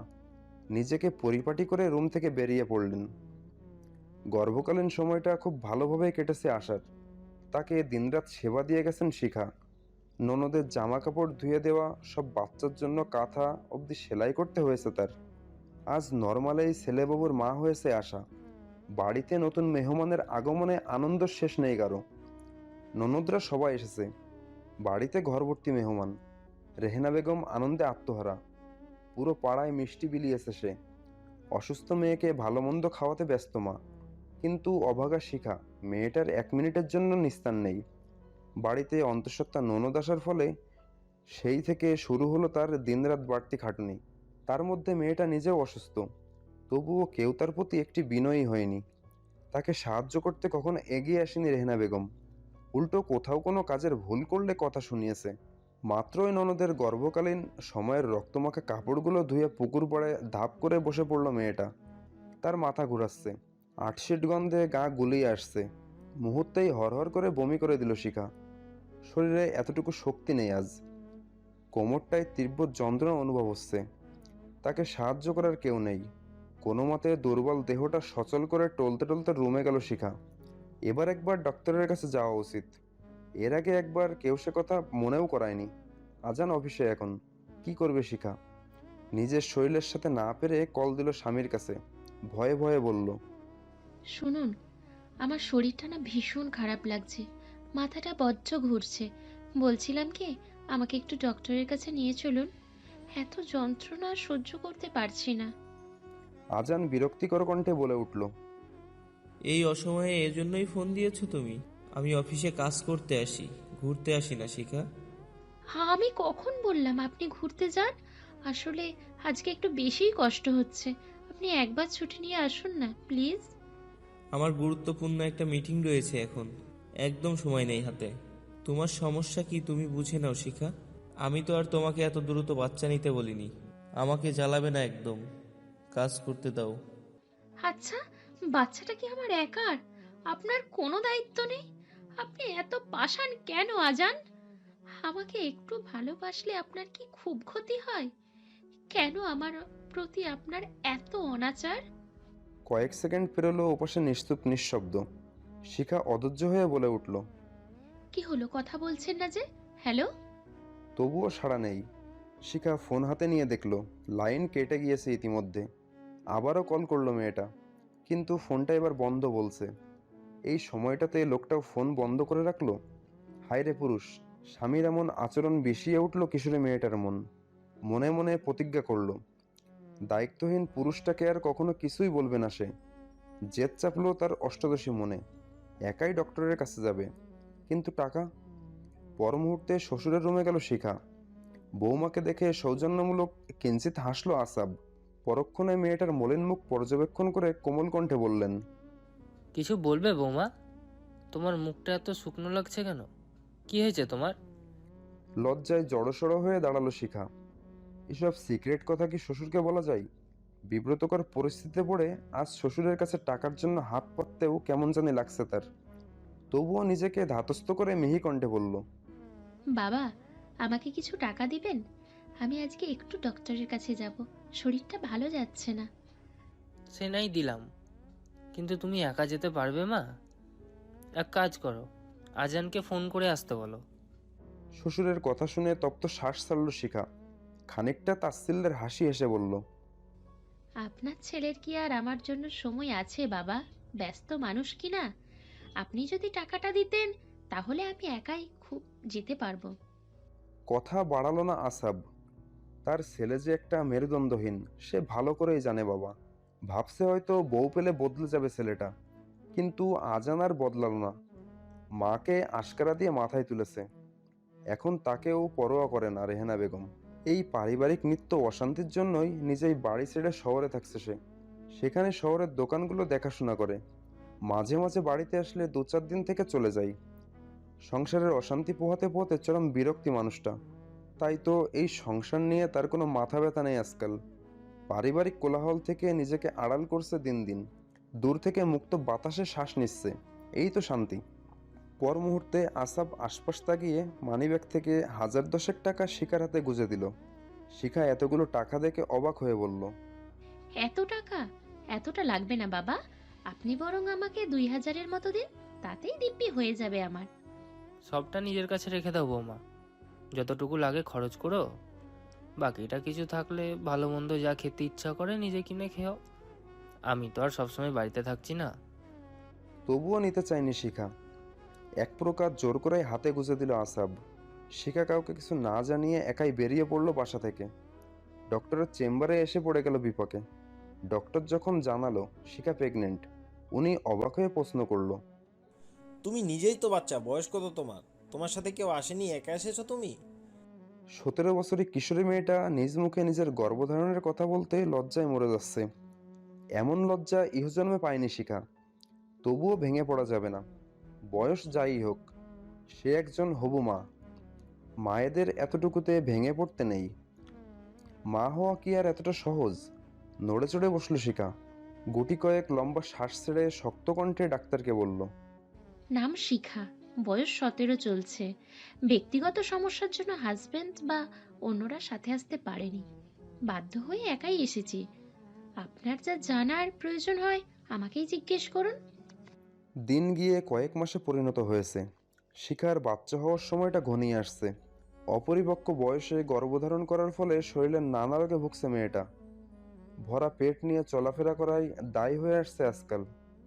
চোখ মুখ ফ্যাকাশে হয়ে আসছে তার, হাত পা ফুলে গিয়েছে। সেদিন হসপিটাল থেকে ডক্টর দেখিয়ে আসার পর ডক্টর শিখাকে সম্পূর্ণ বেড রেস্ট দিয়েছিল, কিন্তু হাই, সেই বেড রেস্ট কি তার কপালে ছিল? একদমই না। অসুস্থ শরীরটা নিয়েও করতে হয়েছে সংসারের হাড় ভাঙা খাটুনি। কেউ কখনো সাহায্যের হাত বাড়িয়ে দেয়নি। মেয়েটার জীবন মরণের সময়টাও তার অর্ধাঙ্গিনী সেই দায়িত্বহীন পুরুষ হয়েই রয়ে গেল। তবুও শিখা ছিল নির্বাক। তার যে দেওয়ালে পিঠ ঠেকে গিয়েছে, যাওয়ার মতো নির্দিষ্ট কোনো আশ্রয় নেই। শত কষ্টের পরও ছোট্ট সোনামণির আগমনের প্রহর গুনছে একজন নবীন মা। শত ব্যথার মাঝে এইটুকু তার প্রশান্তি। মেঘলা আচ্ছন্ন একটা দিন, সকাল থেকে মৃদু হাওয়া, টিপটিপ বৃষ্টি, ভালো লাগার মতো একটি সন্ধ্যা। বিছানার এক কোণে কাঁথামুড়ি দিয়ে ঘুমাচ্ছে আজান, তারই পাশে শুয়ে আশপাশ করছে শিখা। মাত্রই নামাজ পড়ে একটু বিছানায় গা এলিয়ে দিয়েছিল সে, কিন্তু শরীরে এতটুকু শান্তি পাচ্ছে না মেয়েটা। অদ্ভুত এক অশান্তিতে আনচান করছে মন। শুয়ে বসে কোথাও কিঞ্চিত স্বস্তিও নেই যেন। বাচ্চাটা পেটে কিক মারছে, পেট ধরে ব্যথায় কোকিয়ে ওঠে মেয়েটা। শিখার এত নড়াচড়ার কারণে ঘুমে ব্যাঘাত ঘটছে আজানের। পর মুহূর্তে মেজাজ বিগড়ে গেল তার। হঠাৎ কিঞ্চিত দমকে আজান বলে উঠল, কি হয়েছে তোমার শিখা? পাশে বসে এত নড়াচড়া করছো কেন? দেখলে তো মাত্রই একটু দু চোখ এক করলাম, এরই মধ্যে তোমার অশান্তি শুরু হয়ে গেল। সমস্যা কি তোমার? এতটুকু শান্তি দিচ্ছ না কেন আমায়? শিখা আজানের ডান হাতটা নিজের পেটের ওপর রেখে অসহায় কণ্ঠে বলল, দেখুন না, বাবু এখানে বারবার কিক মারছে। আমার একদম কলিজাই লাগছে। 10টা মাস সহ্য করে আসছি আমি এরকম হাজারটা অসহ্য যন্ত্রণা, আর আপনি এতটুকুতেই হাঁপিয়ে গেলেন? পাছে অসুস্থ বউ থাকলে এতটুকু তো অশান্তি হবেই। সব সময় এরকম ধমকিয়েই আসলেন, কখনো বুঝতে চেষ্টা করেননি আমাকে। একদিন শত অভিযোগ নিয়ে নিখোঁজ হব, সেদিন ঠিকই খুঁজবেন। আজান নিজের হাতটা ছাড়িয়ে নিতে নিতে বলল, হয়েছে, ঢং করো না। আমি টায়ার্ড শিখা, আজকে প্রচুর খাটনি গিয়েছে শরীরে। আমাকে ঘুমাতে দাও, বিরক্ত করো না। অন্য পাশে মুখ করে পুনরায় শুয়ে পড়ল আজান। অসুস্থ বউটার এসব কথা নিছক ঢং লাগছে তার কাছে। হতাশ হলো শিখা, তপ্ত এক শ্বাস ছেড়ে বলল, লোকে বলে পুরুষ মানুষ নারীর ছোঁয়া পাইলে এমনিতেই বদলে যায়। সেখানে আমি মেয়ে, আপনার নামে আমার আস্ত জীবনটা উৎসর্গ কইরা দিলাম। তাও আপনার একটুখানি ভালোবাসা আমার ভাগ্যে জুটল না। আপনি বজ্র পাষাণ, পাষাণ পুরুষ। কথার পরিপ্রেক্ষিতে কোনো জবাব দিল না আজান। শিখা জবাবের অপেক্ষাও করল না। স্বামীর ঘুমের ডিস্টার্ব হচ্ছে ভেবে ভরা পেটটা নিয়ে পা টিপে টিপে পাশের রুমে চলে গেল শিখা। রুমে পা রাখতে না রাখতে নিচ থেকে ভেসে আসলো রেহেনা বেগমের বাসখাই কণ্ঠ। বোমা, সন্ধ্যা হলো কখন? আমার চাটা কি পাবো না নাকি? তুমি জানো না সন্ধ্যার চা না হলে আমার চলে না? এখনো রুমে ঘাপটি মেরে বসে কি করো তুমি? রাত্রের রান্না এখনো করনি? আজকাল কাজে ফাঁকি দেওয়া কি তোমার স্বভাব হয়ে গিয়েছে? জমিদারি ভাব ছেড়ে দ্রুত নিচে আসো। শিখা আর বসতে পারল না। অচল শরীরটা টানতে টানতে রান্নাঘরে যেতে হলো। দাঁড়াতে পারছে না, নড়তেও পারছে না মেয়েটা। খুব করে কান্না আসছে তার। অসহায় লাগছে নিজেকে, অথচ শাশুড়ি তার আয়েশ করে টিভিতে সিরিয়াল দেখছে। পর মুহূর্তে পেটে চিনচিন ব্যথা নিয়ে শাশুড়ির কাছে গিয়ে নতনাজু হয়ে বলল শিখা, মা, আমার শরীরটা আজকাল ভীষণ অসুস্থ লাগছে। এই কয়দিন সবকিছু একটু মানিয়ে নাও মা, আর চলছে না দেহটা। রেহেনা বেগম টিভির দিক থেকে চোখ সরিয়ে কপাল কুঁচকালো। শিখাকে আগাগোড়া একবার পরখ করে মুখ বাঁকিয়ে বলল, আজকাল মেয়েদের যত আগলা শরীর হয়েছে বাপু, আমাদের বুঝি বাচ্চা কাচ্চা হয়নি? হয়েছে নিশ্চয়। এভাবে বলো না মা, কেউ ইচ্ছা করে অসুস্থ হয় না। দেখো, তোমার ইচ্ছে অনিচ্ছে, জানো সেই সকালে আমার বাচ্চা ডেলিভারি করেও সংসারের সব কাজ একা করেছি। এতগুলো বাচ্চা কাচ্চা সামলিয়েছি। কই, আমরা তো এত কাজে চোর ছিলাম না? যাও গিয়ে রান্না সেরে আসো। এই সময় কাজ কাম শরীরের জন্য ভালো। রেহেনা বেগম পুনরায় আবার সিরিয়াল দেখায় মনোযোগ দিল। শিখা অবাক চোখে দেখলো কেবল শাশুড়িকে। লোকে বলে শাশুড়ি কখনোই মা হয় না, আসলেই তাই। হারে হারে প্রমাণ পাচ্ছে মেয়েটা। সেবার যখন তার অসুস্থ ননদ আসছিল, এই মায়েরই কত না সতর্ক আর নীতিবাক্য শুনেছে শিখা। তার মেয়েকে দিয়ে একটা কাজ করানো যাবে না, এতে বাচ্চার ক্ষতি হওয়ার সম্ভাবনা রয়েছে। লাগাতারে এই অকর্মা। কাচ্চর মেয়েটাই সেবা যত্নের কোনো কমতি রাখেনি, এমনকি মায়ের দায়িত্বের কাজগুলোও করতে হয়েছে তাকে। আজ যখন শিখা ভীষণ অসুস্থ, নিজেকে সাহায্য করার মতো একটা কাকপক্ষীও যেন মিলছে না এ বাড়িতে।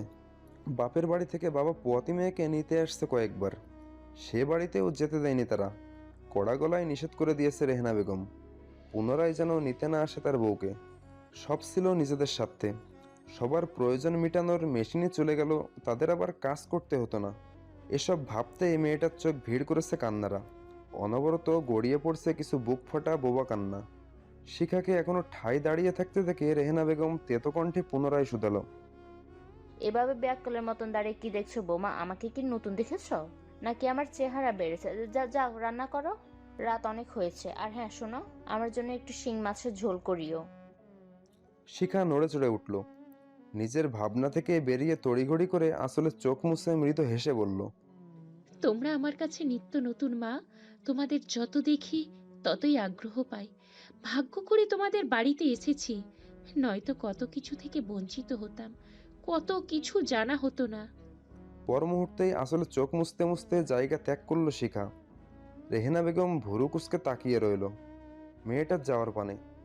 কি বলে গেল মেয়েটা, সব তার মাথার উপর দিয়েই গেল। অকারণে মুখ বাঁকালেন উনি, সময় নষ্ট না করে আবারও ধ্যান দিলেন টিভির দিকে। রাত প্রায় 9টার দিকে ঘুম ভাঙে আজানের। আড়ামোড়া ভেঙে উঠে বসলো, অকারণেই আশেপাশে তাকিয়ে শিখাকে একবার খুঁজলো বোধহয়। মেয়েটা রুমে নেই, কই গেল? পাশেই তো ছিল এতক্ষণ। পর মুহূর্তে ফ্রেশ হয়ে নিচে গেল আজান। শরীরটা ম্যাচম্যাচ করছে, এখন এক কাপ গরম গরম কফি চাই তার শরীর। মায়ের রুমে একবার যেতে যেতে চাইলো আশপাশে, এখানেও দেখছে না শিখাকে। এবার একটু উঁচু কণ্ঠে আজান বলে উঠল, শিখা, কোথায় তুমি? আমার জন্য একটা কফি নিয়ে আসো। এভাবে কয়েকবার ডেকেও সাড়া শব্দ নেই মেয়েটার। বিরক্তিতে নাক মুখ কুঁচকে গেল তার। মেয়েটাকে সময় মতো পাওয়া যায় না কখনো, কেয়ারলেস মেয়ে একটা। বড়সড় পা ফেলে রান্নাঘরের দিকে উকি দিল আজান। মুহূর্তেই শরীর শিউরে উঠল তার, ফ্লোরে রক্তের স্রোত বইছে। এরই মধ্যে জবুথুবু অবস্থায় নিস্তেজ হয়ে পড়ে আছে শিখা। আজান দৌড়ে এগিয়ে গেল সেদিকে, শিখার গা ছুঁয়ে ব্যস্ত কণ্ঠে বলল, এই মেয়ে, এই কি হয়েছে তোমার? এমনটা কখন হলো? উঠো শিখা, এত রক্ত কিসের? কোনো হুঁশ নেই মেয়েটার, শরীরটা একদম ঠান্ডা হয়ে গিয়েছে। চোখে মুখে পানি ছিটিয়ে জ্ঞান ফেরানোর চেষ্টা চালালো আজান, কিন্তু এবার ব্যর্থ সে। ভয় পেল আজান, বেঁচে আছে তো মেয়েটা। পর মুহূর্তে উচ্চস্বরে মাকে ডাকলো, শিখাকে কোলে তুলে নিয়ে বেডে শুইয়ে দিল। কয়েক মিনিট সময় নিয়ে সেখানে উপস্থিত হলো রেহেনা বেগম। উনি শিখাকে এলোমেলো হয়ে পড়ে থাকতে দেখে চোখ কুঁচকে প্রশ্ন করলো। কি হয়েছে রে? আজান বসা থেকে দাঁড়িয়ে চিন্তিত কণ্ঠে বলল, বলতে পারি না মা, রান্নাঘরে রক্তে মাখো মাখো অবস্থায় ফ্লোরে পেলাম। অবস্থা খুব শোচনীয়, ওকে এক্ষুনি হসপিটালে নিতে হবে। রেহেনা বেগম ছেলেকে দমক দিয়ে চুপ থাকতে বলল, কিছু হলেই হসপিটাল ডক্টর? এত কিছুর কি দরকার? এতটুকুতেই এমনিতেই ঠিক হয়ে যাবে। দেখো গিয়ে, না জানি ভাঙ ধরে আছে এমন করছে, শুধু শুধু টাকা খরচ। আরো ঘন্টাখানিক সময় অতিবাহিত হলো, কিন্তু শিখার কোনো উন্নতি নেই। আজান বউয়ের ঠান্ডা হাত পায়ে গরম তেল মালিশ করছে, ক্ষণে ক্ষণে নাম ধরে ডাকছে, কিন্তু সাড়া দেয় না শিখা। আরো ঘাবড়ে গেল আজান। এবার কিছুটা মায়ের বিপক্ষে গিয়ে হসপিটালে নিয়ে গেল নিস্তেজ শিখাকে। সাথে গেল রেহেনা বেগম ছেলেকে তদারকি করার জন্য। না জানি ছেলেটা বউয়ের পিছনে অহেতুক টাকা খরচ করে, সেই চিন্তায় গলা শুকিয়ে কাঠ হয়ে যাচ্ছে মায়ের। তৎক্ষণাৎ ইমার্জেন্সি ওয়ার্ডের ডক্টর মেয়েটাকে পরীক্ষা করে রাগান্বিত কণ্ঠে বললেন, লাশটা নিয়ে আসছেন আপনারা? কম সময়ের মধ্যে তো এত শোচনীয় অবস্থা হয়নি রুগীর, এত দেরি করলেন কেন? আজান আমতা আমতা করছে, শুকনো ঢোক গিলে ডক্টরকে জিজ্ঞেস করলো, ডক্টর, বেঁচে আমার স্ত্রী? সৃষ্টিকর্তার করুণা এখন শ্বাস চলছে, তবে হার্টবিট খুব স্লো। বাচ্চাটা বেঁচে আছে কিনা বলা যাচ্ছে না। ওনাকে এক্ষুনি অপারেশনের দরকার, প্রচুর ব্লাডিং হয়ে গেছে রোগীর। ইমার্জেন্সি রক্ত জোগাড় করুন, কুইক। সিজার লাগবে শুনে বেঁকে বসলেন রেহেনা বেগম। পাশ থেকে উনি ডক্টরকে গম্ভীর কণ্ঠে বললেন, এত দ্রুত সিজার করার দরকার নাই ডাক্তার, কত টাকার ব্যাপার। আপনারা বরং নর্মাল ডেলিভারির চেষ্টা করুন। ডক্টর ওনাকে দমক দিয়ে বললেন, আপনি কি মানুষ? দেখে তো মনে হচ্ছে ভদ্র ঘরের লোক, কিন্তু অসুস্থ মস্তিষ্ক, মেয়েটার জীবন মরণ সংশয় রয়েছে, আর আপনি এখন টাকার চিন্তা করছেন? এই টাইমেও দ্রুত মনে হচ্ছে আপনার কাছে? পাবলিক প্লেসে ডক্টরের দমক খেয়ে চুপসে গেল রেহনা বেগম। মনে মনে ডক্টরকে প্রাণ ভরে গালি দিচ্ছেন উনি। শালা ডাকাতেরা, কিছুটা হলেই সিজার করো, সব রোগী থেকে টাকা খাওয়ার ধান্দা, এগুলো ভালোই জানা আছে তার। এরই মধ্যে আজানের অনুমতি নিয়ে ডক্টর নার্স মিলে শিখাকে নিয়ে গেল ইমার্জেন্সি অপারেশন থিয়েটারে। আজানও ব্যস্ত হয়ে পড়ল রক্তের সন্ধানে। ছেলেকে ব্যস্ত হতে দেখে মা আশ্বাস দিয়ে বলল, এত তাড়াহুড়া করার কিছু নাই আজান, রিল্যাক্স। তুই একা কেন চাপ নিচ্ছিস? বোমার বাপকে কল দিয়ে এখানে আসতে বল, জানিয়ে দে তাদের মেয়ে অসুস্থ, অনেক টাকা পয়সার ব্যাপার। আজান মাকে কিচ্ছুটির জবাব না দিয়ে তৎক্ষণাৎ ওখান থেকে চলে গেল। বাহিরে গিয়ে শ্বশুরকে কল দিয়ে জানিয়ে দিল শিখা অসুস্থ। বাবা মা এত রাতে মেয়ের এমন খবর পেয়ে দিশেহারা হয়ে পড়ল। তৎক্ষণাৎ সবাই বেরিয়ে পড়ল হসপিটালের উদ্দেশ্যে। কোলাহলপূর্ণ একটি দুপুর। হসপিটালের বারান্দায় বসে রোগীর আপনজনরা কেউ নতুন অতিথির আগমনে হাসছে, কেউ বা হারানোর শোকে কাঁদছে। হসপিটালের সাদা বেডে নিস্তেজ হয়ে পড়ে আছে শিখা। হাতে হরদমে স্যালাইন চলছে তার। দুদিন হলো এখানে চোখ খোলেনি মেয়েটা। মেয়ের মাথার পাশে ব্যাকুল হয়ে উসপিস করছে শিখার মা বোন। মেয়ের জন্য অস্থির হয়ে আছে মায়ের মন। মেয়েকে রেখে 1 মিনিটের জন্য কোথাও নড়ছে না অসুস্থ মা। অবশ্য হসপিটালে ওনারা দুজন ছাড়া এখন কেউ নেই। অসুস্থ মেয়েটাকে রেখেই বাবা বের হয়েছে নিজের কাজে। মেয়েটার পিছনে 2 পয়সা ব্যয় করতে হলেও বাবাকে দিনরাত খাটতে হবে। বাবার জন্য যে একদণ্ড বিশ্রাম নিষিদ্ধ। আর রইল স্বামী শাশুড়ি। একদিন শিখার সাথে ছিল আজান, সেও আজ নিজের অফিসে গিয়েছে। ব্যস্ত মানুষ কিনা। রেহনা বেগম ওদিন রাতে যে বাড়িতে গিয়েছে, এরপর আর তাকে হসপিটালের 4 সীমানায়ও দেখা যায়নি। মাথার ওপর শো শো করে ঘুরছে বৈদ্যুতিক যন্ত্রটি। খটখট আওয়াজে আস্তে আস্তে মস্তিষ্ক সচল হতে লাগলো শিখার। একটু সময় নিয়ে পিটপিট করে চোখ খুলে নিজেকে আবিষ্কার করলো হসপিটালের বেডে। পুনরায় আবারও চোখ বন্ধ করে নিল শিখা। নিজেকে ধাতস্থ করতেই মনে পড়ল সেদিন রাতের ভয়াবহ ঘটনাটি। রান্নাঘরে কাজ করতে করতে হঠাৎ করেই মাথা ঘুরেছিল তার। তৎক্ষণাৎ নিজের ব্যালেন্স হারিয়ে মুখ থুবড়ে পড়ে গিয়েছিল ফ্লোরে। এরপর শুরু হলো প্রবল রক্তপাত। দম বন্ধ হয়ে নিস্তেজ হয়ে আসছিল তার ছোট্ট দেহখানি। তবুও টের পেয়েছে তার সাথে পেটের বাচ্চাটাও ছটফট করছে। তবুও মুখ থেকে কোনো আওয়াজ করতে পারেনি শিখা। ক্রমশ নিস্তেজ হতে হতে শরীর ছেড়ে দিয়েছে কখন জানি। এরপর আর কিচ্ছুটি মনে নেই তার। নিজের অনাগত জানটার কথা মাথায় আসতেই পেটে হাত রাখে শিখা। কিন্তু অদ্ভুত, পেটটা খালি খালি লাগছে। তবে কি বাচ্চাটা হারিয়ে গেছে? না না। শিখা হঠাৎ করে মৃদু আওয়াজে চিৎকার করে ওঠে, হ্যাঁ আমার বাচ্চা, হ্যাঁ আমার বাচ্চা। মা এগিয়ে আসে, আলতো হাতে মেয়েকে জড়িয়ে ধরল। তার মেয়ে কথা বলছে। আনন্দে মায়ের চোখ থেকে গড়িয়ে পড়ল 2 ফোঁটা জল। উনি ভেজা চোখ কোমল কণ্ঠে শুধালো, মা তুই কথা বলছিস? এখন কেমন লাগছে তোর? শিখা একবার আশপাশ তাকিয়ে ধরা গলায় বললেন, মা আমার বাচ্চাটা। শিখার মা মৃদু হাসল। তন্মধ্যে সখা বোনের গাল ছুঁয়ে বলল, তোর বাচ্চা বেঁচে আছে আপা, তুই এত হাইপার হোস না, অসুস্থ তুই। স্বস্তির শ্বাস ছাড়ল শিখা। বাচ্চাটা ছুঁয়ে দেখার জন্য আকুপাকু করছে তার অবচেতন মন। হ্যাঁ, সৃষ্টিকর্তা বিশেষ কৃপায় দুজনেই মরতে মরতে বেঁচে গিয়েছে তারা। সেদিন রাত 3টায় মেয়ে হয়েছে তার। তবে বাচ্চাটা ভীষণ অসুস্থ ছিল। ডক্টর পেট থেকে বের করেই আইসিডিতে ভর্তি করিয়েছেন তাকে। ঘণ্টাখানিক পর মেয়েকে নিয়ে শিখার কেবিনে ঢুকলো নার্স। সাথে সাথে মেয়েকে কোলে তুলে নিল শিখা। 2 হাতে জড়িয়ে মা প্রথমেই কপালে গভীর উষ্ঠ ছুঁয়ে দিল মেয়েটার। ছোট্ট বাচ্চাটার স্নিগ্ধ মায়াবী চেহারাটা দেখে পরাণ জুড়িয়ে গেল তার। শুকনো উষ্ঠে এক চিলতে মিষ্টি হাসি হেসে বলে উঠল, মাশাল্লাহ, মাশাল্লাহ, মাশাল্লাহ আমার ছোট মা। তৎক্ষণাৎ মেয়েটা বুকের সাথে চেপে ধরে আবারও বলল, আমার দুঃখ বিলাস জীবনে তুই আমার এক চিলতে সোনালি আলো, তুই আমার এক খণ্ড সুখ। বাচ্চাটা কি বুঝলো কিছু? মায়ের পরশ পেয়ে গোল গোল আঁখি দুটি ঘুরিয়ে কিঞ্চিত ঠোঁট এলিয়ে দিল মেয়েটা। এদের মা মেয়ের ভালোবাসার সাক্ষী হয়ে রইল বাকিরা। ওনারাও নিঃশব্দে হাসি আসলো সবাই। কিয়ৎক্ষণ সময় নিয়ে শিখা মেয়ের নাম রাখলো আলো।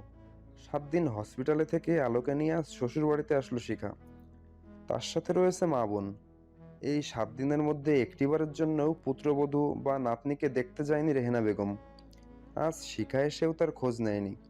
বোনের সাহায্যে নিজের ঘরে গেল মেয়েকে নিয়ে। তার শরীর এখনো অনেক দুর্বল, হাঁটতে পারছে না একা।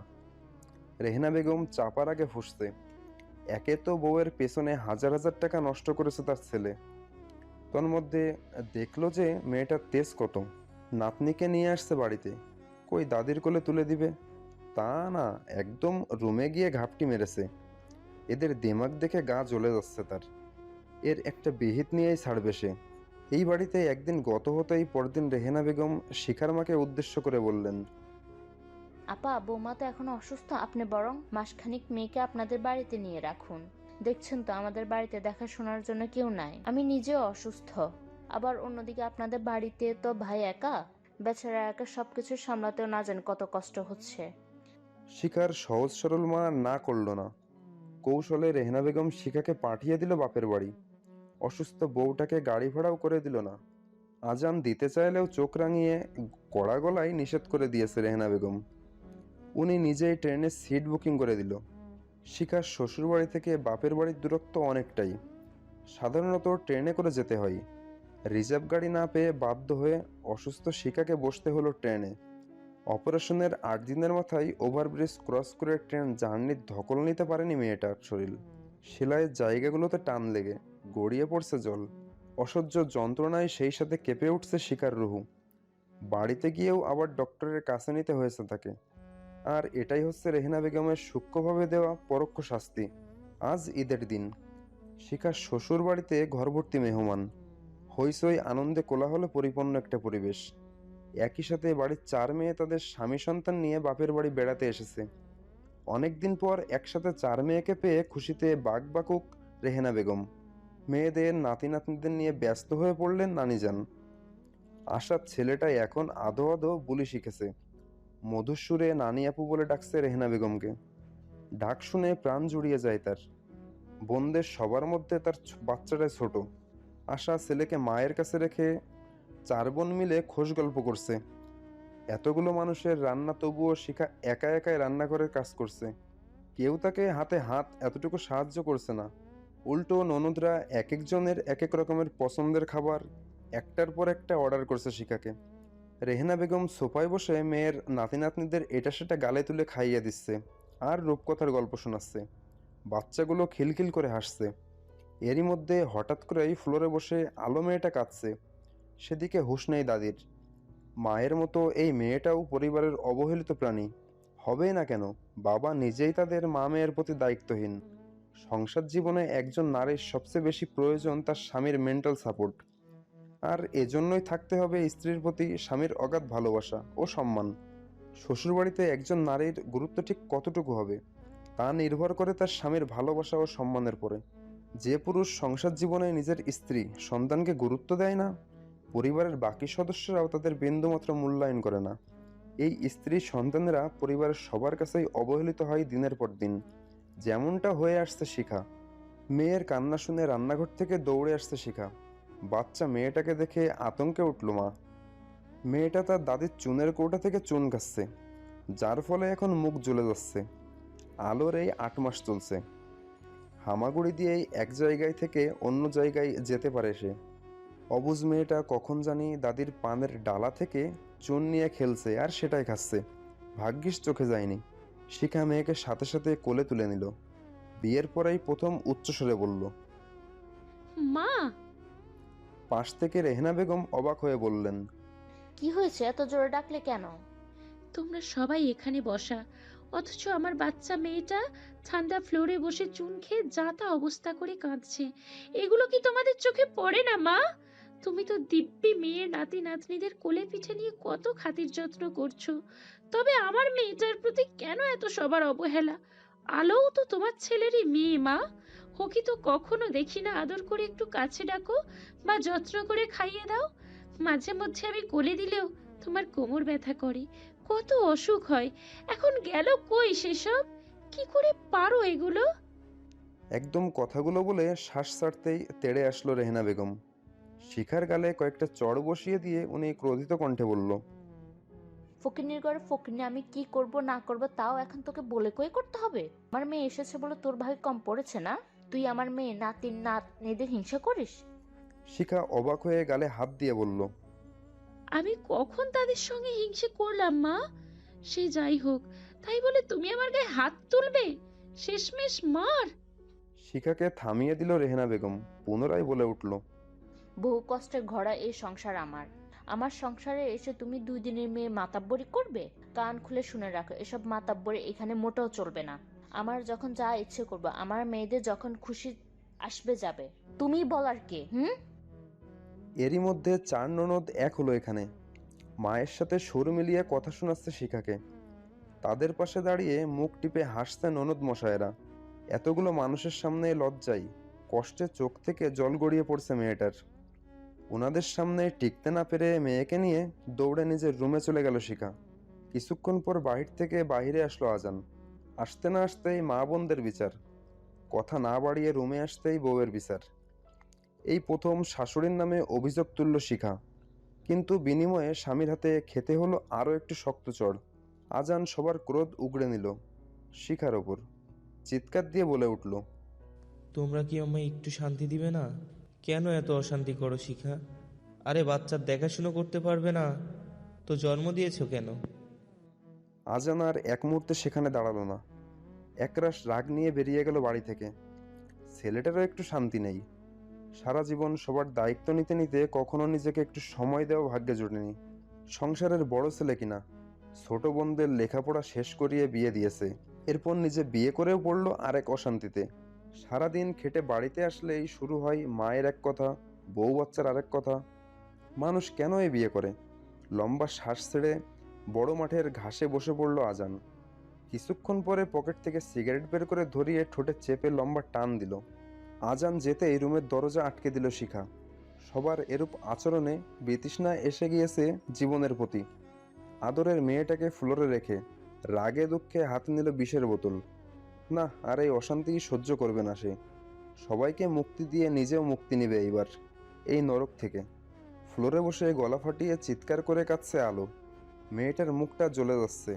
হামাগুড়ি দিয়ে মায়ের পায়ের কাছে এসে ছোট ছোট হাত দিয়ে জড়িয়ে ধরল মাকে। নিজের ভাষায় হয়তো স্পষ্ট সুরে কিছু বলছে না সে। বিরক্তি হলো শিখা। এদের জন্য মরতে গিয়েও শান্তি নেই। রাগের চোটে মেয়েটার ছোট্ট শরীরে বসিয়ে দিল কয়েক ঘা। মার খেয়ে কান্নার গতি বাড়ল বাচ্চাটার। যা দেখে অস্থির হয়ে পড়ল মায়ের কোমল মন। সে দুনিয়া ছাড়লো, এই বাচ্চাটার কি হবে? কে দেখবে তার মেয়েটাকে? মেয়ের কথা ভাবতেই মোচড় দিয়ে উঠল মায়ের কলিজা। তৎক্ষণাৎ বিষের বোতলটা হাত থেকে ছুঁড়ে ফেলে মেয়েকে বুকে জড়িয়ে মাও কেঁদে বুক ভাসালো। ব্যাগ ভর্তি বাজার নিয়ে মাত্র বাসায় ফিরল আসাব। এই সময়টাই বাড়িটা কেমন যেন নীরব হয়ে আছে। কোথাও কাউকে দেখা যাচ্ছে না। নীরবতার মাঝে থেমে থেমে আলোর মেহি কান্নার আওয়াজ ভেসে আসছে। আসাব ব্যাগগুলো বসার ঘরে রেখে ডাকলো শিখাকে, কিন্তু সাড়া দিচ্ছে না শিখা। উনি ব্যস্ত হয়ে নাতনির কান্না অনুসরণ করে শিখাদের রুমে উকি দিল। দরজা এখন খোলাই আছে। দরজার পাশ ঘেঁষে আলো হাত পা ছড়িয়ে কাঁদছে। মেয়েটার মুখ ফুলে গিয়েছে এখন। তারই পাশে নীরবে বসে আছে শিখা। মেয়েটার চোখ দিয়ে অনবরত ঝরে নোনা জল। মা মেয়ের বিপর্যস্ত অবস্থা দেখে তড়িৎ গতিতে এগিয়ে আসলো উনি। নাতনিকে কোলে তুলে নিয়ে ব্যস্ত কণ্ঠে বলল, তোমাদের এই অবস্থা কেন মা? আলোর কি হয়েছে? তোমার কি হয়েছে বৌমা? আজ ঈদের দিনটায়ও তুমি কাঁদছো কেন মা? চোখ তুলে শ্বশুরের দিকে এক পলক তাকালো শিখা। খানিকটা দম নিয়ে ভাঙা ভাঙা কণ্ঠে বলল, আপনি তো আগে থেকেই জানতেন বাবা, আপনার ছেলে কেমন, আপনার স্ত্রী কেমন মানুষ। সব জেনে শুনেও আপনি কেন আমাকে এই ছেলের বউ করে এই ঘরে আনলেন বাবা? কেন আমার জীবনটা নষ্ট করে দিলেন আপনারা? কি ক্ষতি করেছিলাম আমি আপনাদের? মেয়েটার কথা শুনে সাথে সাথে মাথা নিচু করে নিল আসাব। ওনার আর বুঝতে বাকি রইল না কি হয়েছে। শিখা এখনো উত্তরের আশায় তাকিয়ে রইল শ্বশুরের মুখ পানে। যা দেখে অপরাধীর ন্যায় আসাব বলে উঠলেন, আমাকে ক্ষমা করে দিও মা। অজান্তেই বড় ভুল করে ফেলেছি আমি। জানি ক্ষমা চাওয়ার মুখটাও নেই আমার। ভাবছি বিয়ের পর ছেলেটা পাল্টে যাবে, কিন্তু ছেলেটাকে আমি সঠিক মানুষ করতে পারিনি মা। আমি একজন ব্যর্থ বাবা, ব্যর্থ স্বামীও বটে। শিখা ঠোঁট এলিয়ে তাচ্ছিল্য করে হাসল কিঞ্চিত। তার চঞ্চল জীবনটাই নরক বানিয়ে দিয়েছে এরা। ক্ষমা, সব ভুলের কি ক্ষমা হয়? পরক্ষণে জড়সড় শিখার হাত ধরে নিচে নিয়ে আসলো আসাব। যদিও এরা মা ছেলে দুজনেই তার হাতের নাগালে চলে গিয়েছে অনেক আগেই, তবুও এর একটা বিহিত করতেই হবে আজ। না, এভাবে আর চলে না। হয়তো এরা মা ছেলে ভালো হবে, নয়তো নিজ দায়িত্বে মেয়েটাকে এই অশান্তি নগর থেকে মুক্ত করে দিবে উনি। ঘড়ির কাঁটায় সময় 12টা সুই সুই। বাড়িতে সবাই বসার ঘরে থমথমে মুখ করে বসে আছে। কারো মুখে কোনো আওয়াজ নেই। তার মধ্যে উচ্চস্বরে একের পর এক ক্রোধিত কণ্ঠে ছেলেকে কথা শোনাচ্ছে বাবা। খানিকক্ষণ আগে বাবা সবাইকে এক জায়গায় ডেকেছেন। সোফায় গম্ভীর মুখ করে বসে আছে আজান। বুড়ো বয়সে মাত্রই সবার সামনে বাবা তার গালে থাপ্পড় এঁটে দিয়েছে। বোন জামাইদের সামনে লজ্জায় মাথা কাটা যাচ্ছে তার। স্বামীর ভয়ে রেহেনা বেগমও চুপচাপ বসে আছেন আজ, কেননা এভাবে কখনো রাখতে দেখেনি আসাব লোকটাকে। তবে মনে মনে ফুঁসতে উনি। তন্মধ্যে আসাব স্ত্রীর দিকে তাকিয়ে গমগমে গলায় বললেন, ছোটবেলায় মা মারা গেছে আমার, বাবার হাতেই মানুষ হয়েছি আমরা। বড় সংসারে আমিই বড় ছিলাম, বয়স অল্প ছিল, তবুও আব্বা সংসারের হাল ধরতে তোমাকে ছেলের বউ করে আনে। তখন থেকেই এই সংসার তোমার ইচ্ছাতেই চলতো রেহানা। বয়স অল্প ছিল, আমি বাইরের কাজকর্ম সেরে এসে সংসার নিয়ে ঘাটতাম না, ইনকাম যা হতো তোমার হাতেই তুলে দিতাম। এরই মধ্যে আমাদের ছেলে মেয়েদের জন্ম হলো, আমিও যুবক থেকে পুরুষে পরিণত হলাম। মেয়েরা বড় হতে লাগলো, দায়িত্বও বাড়লো। এইভাবে চলতে চলতে কখন যে সংসারের রাজত্ব সব তুমিই নিয়েছো বুঝতেই পারিনি। এরপর যখন বুঝলাম তখন বড্ড দেরি হয়ে গেছে। আসলে আমি তোমারে আমার রাজ্যের রানী করতে চেয়েছিলাম, কিন্তু তুমি ঠিকই রানী হলে, তবে স্বামীকে বানিয়ে নিলে গোলাম। এরপর থেকে তোমার কথাই চলতে হতো আমায়। মাঝে মধ্যে সহ্য করতে না পেরে কিছুটি বললে সংসারে তুমি সে কি অশান্তিই করতে। আমার যে 4 মেয়ে ছিল, এদের বিয়ে দেওয়ার চিন্তা ছিল মাথায়, এদের জন্য মুখ বুজে হজম করেছি সব। কিন্তু তুমি আমায় দুর্বল ভেবেই পায়ে পিষে এসেছো। আসলে ছোট থেকেই আমি শান্তিপ্রিয় মানুষ, সংসারে ঝুট ঝামেলা কোনো কালেই পছন্দ ছিল না। এরপর মেয়েদের বিয়ে দিলাম, ছেলেদের জন্য বউ করে আনলাম। বয়স বাড়ছে তোমার, ভাবছি তুমি কিছু হলেও পাল্টে যাবে, কিন্তু কিন্তু তুমি এই মেয়েটাকেও একটু শান্তি দিচ্ছ না রেহানা। এদের স্বামী স্ত্রীর পার্সোনাল লাইফেও তুমি ঢুকে পড়ো, মিনিমাম লজ্জাও তোমার নেই। আজ টাকা পয়সা পেয়ে তোমার দিমাগে মাটিতে পা পড়ে না। ভুলে যেও না, তুমিও কিন্তু ছিলে একজন হতদরিদ্র মাঝির মেয়ে। এসব অতীত ভুলতে নেই, বুঝলে? তুমি যেমন এই বাড়ির বউ ঠিকই, তেমনই শিখাও এই বাড়ির বউ। আজ তুমি বৌমার গায়ে হাত তুললে, কাজটা একদম ঠিক করলে না রেহানা। এখনও সময় আছে, নিজেকে শুধরে নাও, নয়তো তোমাদের মা ছেলেকে আমি নিজের দায়িত্বে জেলের ভাত খাওয়াবো। বলে দিলাম, আমার নীরবতাটাকে তোমরা দুর্বল ভেবো না, বুঝলে? লম্বা কথা শেষ করে শ্বাস ছাড়ল আসাব। রেহেনা বেগম মেয়েদের জামাইদের সামনে অপমানিত হয়ে মাথা নিচু করে চুপচাপ নিজের রুমে চলে গেল। আসাব পুনরায় মেয়েদের উদ্দেশ্য করে বললেন, এই যে মেয়েরা, তোমাদের বিয়ে দিয়েছি, এখন স্বামীর সংসারই তোমাদের নিজ সংসার। মাঝে মাঝে বাপের বাড়িতে আসবে, 2-4 দিন হাসি আনন্দ করে থেকে চলে যাবে। তোমরা কেন অন্যের সংসারে মায়ের সাথে পাল্লা দিয়ে অশান্তি করছো? এসব বাদ দিয়ে নিজের সংসারে মনোযোগী হও, আর কখনো এমনটা যেন আমি না দেখি, খবরদার। মেয়েরা আর কিছু বলার সাহস পেল না। আসাব ছেলের কাজ চেপে থমথমে মুখ করে আবারও বললেন, একজন ভালো সন্তান হওয়ার পাশাপাশি একজন ভালো স্বামীও হতে হয়, বুঝলে আজান? একজন তোমার জন্মদাত্রী, অন্যজন তোমার অর্ধাঙ্গিনী। এরা দুজনেই তোমার কাছে সমান গুরুত্বপূর্ণ। তুমি একজনের জন্য অন্যজনকে অবহেলা করলে রবের নিকট তোমাকে জবাবদিহি করতে হবে। তুমি আজ বৌমার গায়ে হাত তুললে?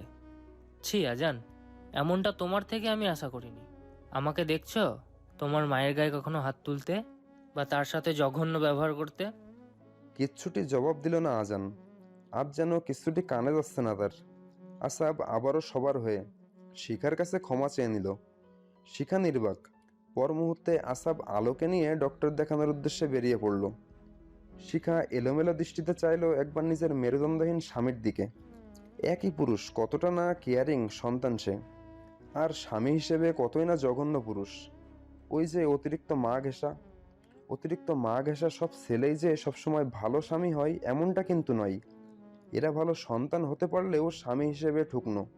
এই সমস্ত ছেলে তার মাকে জীবনে যেভাবে সম্মান আর প্রায়োরিটি দেয়, সেই ছেলেটাই যদি তার সন্তানের মাকে তার অর্ধেক সম্মান ও প্রায়োরিটি দিত, তাহলে আমাদের সমাজের অর্ধেক পরিবার কলহ মিটে যেত। মানিয়ে নিতে নিতে কেটে গিয়েছে আরো কয়েকটি বছর। কিশোরী মেয়ে থেকে নারীতে পরিণত হয়েছে শিখা। এই সংসারে এখনো শুনতে হয় তাকে কত গঞ্জনা। বছর কয়েক একটু স্বস্তি মিললেও এখন তাকে আগলে রাখা বাবা রূপে শ্বশুরটা হারিয়েছে অবেলায়। ওই তো সেবার চৈত্রে মরল ডেঙ্গু জ্বরে। একটি বছর হয়ে গিয়েছে বাবা নেই। সময় এগোচ্ছে, বুঝতে শিখেছে, মস্তিষ্ক উন্নত হয়েছে এক ঘরকন্যার। তার ছোট্ট মেয়েটাও এখন কথা শিখেছে, হাঁটতে শিখেছে। তার অবুঝ মেয়ে বয়স বাড়ায় বুঝতে শিখেছে নিজের দায়িত্ব নিজেকেই নিতে হবে এবার। শান্তিতে এবার একটু দম নিতে হবে। এই কোলাহল আর কত? ভাগ্যক্রমে হসপিটালে রোগীদের দেখাশোনার জন্য একটা জবও মিলে গেল। দায়িত্বহীন সেই পুরুষটা আর পাল্টালো না। তবে শিখাকে আর গালমন্দ করে না, গায়ে হাত তোলে না বহুকাল। এই সংসারের গুরু এখনো মাই রয়ে গেল। কিছু মানুষ আজন্মকাল একই থাকে, তারা কখনো নিজের স্বভাব পাল্টাতে পারে না। তবে শিখা জব পেয়েছে শুনে রেহেনা বেগম এবার খুশি। বাড়তি ইনকামের একটা সুযোগ হলো। শিখাও নিজের কাছে জয়েন হলো।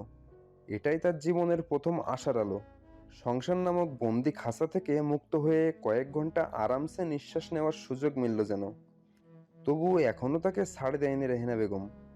বাড়ির সব কাজ করে তবে ছুটি মিলত মেয়েটার। মাঝে মাঝে নাইট ডিউটি করেও রেস্ট পেত না সে। বাড়ির বউ রোবট কিনা, এদের তো কাজই সবাইকে বিনা স্বার্থে রাত দিন সেবা দেওয়া। তবুও খুশি শিখা। নিজের ইনকামে সবার অগোচরে বাবা মাকে কিছু পয়সা দেওয়া যেত, নিজের ইচ্ছা মতো কিছু করা যেত। ধারে ধারে হাত পাতার ঝুট ঝামেলা থেকে মুক্তি মিলল। এভাবেই যাচ্ছিল দিন, কিন্তু হঠাৎ করে অসুস্থ হয়ে পড়ল রেহেনা বেগম। আজান দিশেহারা হয়ে যায়। বড় বড় ডাক্তার দেখায় মাকে, কিন্তু মায়ের উন্নতি নেই। ধীরে ধীরে সুঠাম গহনের দেহটা অচল হয়ে আসলো। বাকশক্তি হারালো মা। শরীরে দেখা দিল নানাবিধ রোগ। একসময় নিস্তেজ হয়ে বিছানাতেই গড়াগড়ি খেতে হলো সেই তেজওয়ালি মহিলাকে। সে আর কথা বলে না। শরীরের অশান্তিতে দিনরাত ছটফটিয়ে কেটে যায় দিন। তার করুণ সময়ে এখন আর মেয়েদেরও দেখা যায় না আশপাশে। ঘরের সেই অকর্মা মেয়েটাকেই প্রয়োজন হচ্ছে তার। শেষ সময়টা শাশুড়ির দেখাশোনা করছে শিখা, কিন্তু এখন আর ভালোবেসে নয়, যতটুকু করছে দায়িত্ব থেকে। রেহেনা বেগম নিজেকে দেখে বুঝল তার আয়ু ফুরিয়ে আসছে। ততক্ষণে নিভে যাওয়া বিবেক জাগ্রত হলো। নিজের করা অন্যায়গুলো ক্ষণে ক্ষণে মস্তিষ্কে কিলবিল করছে। খুব করে ক্ষমা চাইতে ইচ্ছা করে আজ।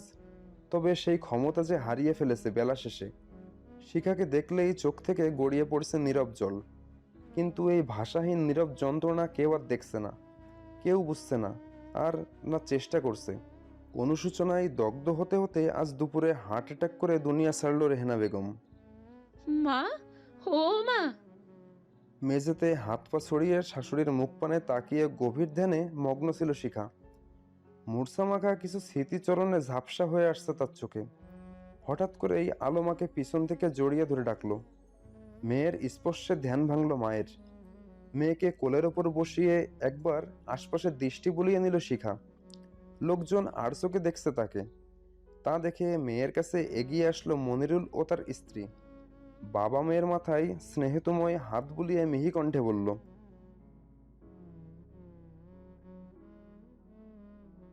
তন্মধ্যেই ভারী কয়েক দীর্ঘশ্বাস ছাড়ে গা ঝাড়া দিয়ে উঠে বসলো শিখা। কোনো বনিতা ছাড়াই এক হাতে আলোকে জড়িয়ে ধরে সামনের দিকে পা চালালো।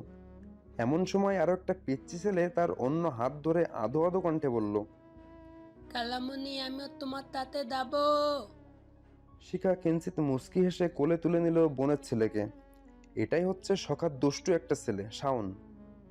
বছর চারেক আগে গার্মেন্টস কর্মী রনকের সাথে বিয়ে হয় শিখার। বাবা এবার আর ছোট মেয়ের জন্য উঁচু ঘর কিংবা টাকা পয়সা খোঁজেনি। প্রথম ভুল থেকে শিক্ষা নিয়ে খুঁজছে একটা সঠিক মানুষ। রনকের ঘরে বিলাসিতা না থাকলেও সীমাহীন ভালোবাসা রয়েছে। স্বামীর ওই ছোট্ট কুটিরে দিব্যি সুখে আছে সখা। সময় এগোচ্ছে, সেই সাথে মৃত মানুষটাকেও তার নিজস্ব ঠিকানায় পৌঁছে দেওয়ার তোড়জোড় শুরু হয়ে গিয়েছে। মৃত বাড়িতে। চারপাশে মানুষের ভিড়। ভিড়ের মধ্যে সাদা কাপড়ে মোড়ানো মৃত মায়ের চারপাশ ঘিরে কাঁদছে ছেলেমেয়েরা। সে কি আজহারি, প্রিয় হারানোর শোক। মা যেমনই হোক, তাদের তো মা। মা হিসেবে রেহেনা বেগম কখনো সন্তানের কোনো ইচ্ছার খামতি রাখেনি। আজ তাদের সন্তানদের একেবারে এতিম করে এ পৃথিবীর মায়া ত্যাগ করলো সেই মানুষটি।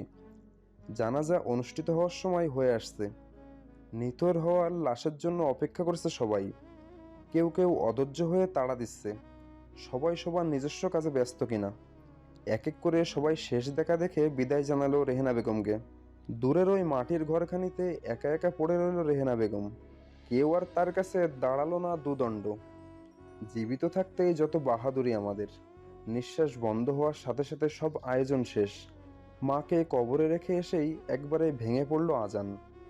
মায়ের রুমে এসে খালি বিছানাটার ওপর শূন্য দৃষ্টিতে তাকিয়ে রইল ছেলেটা।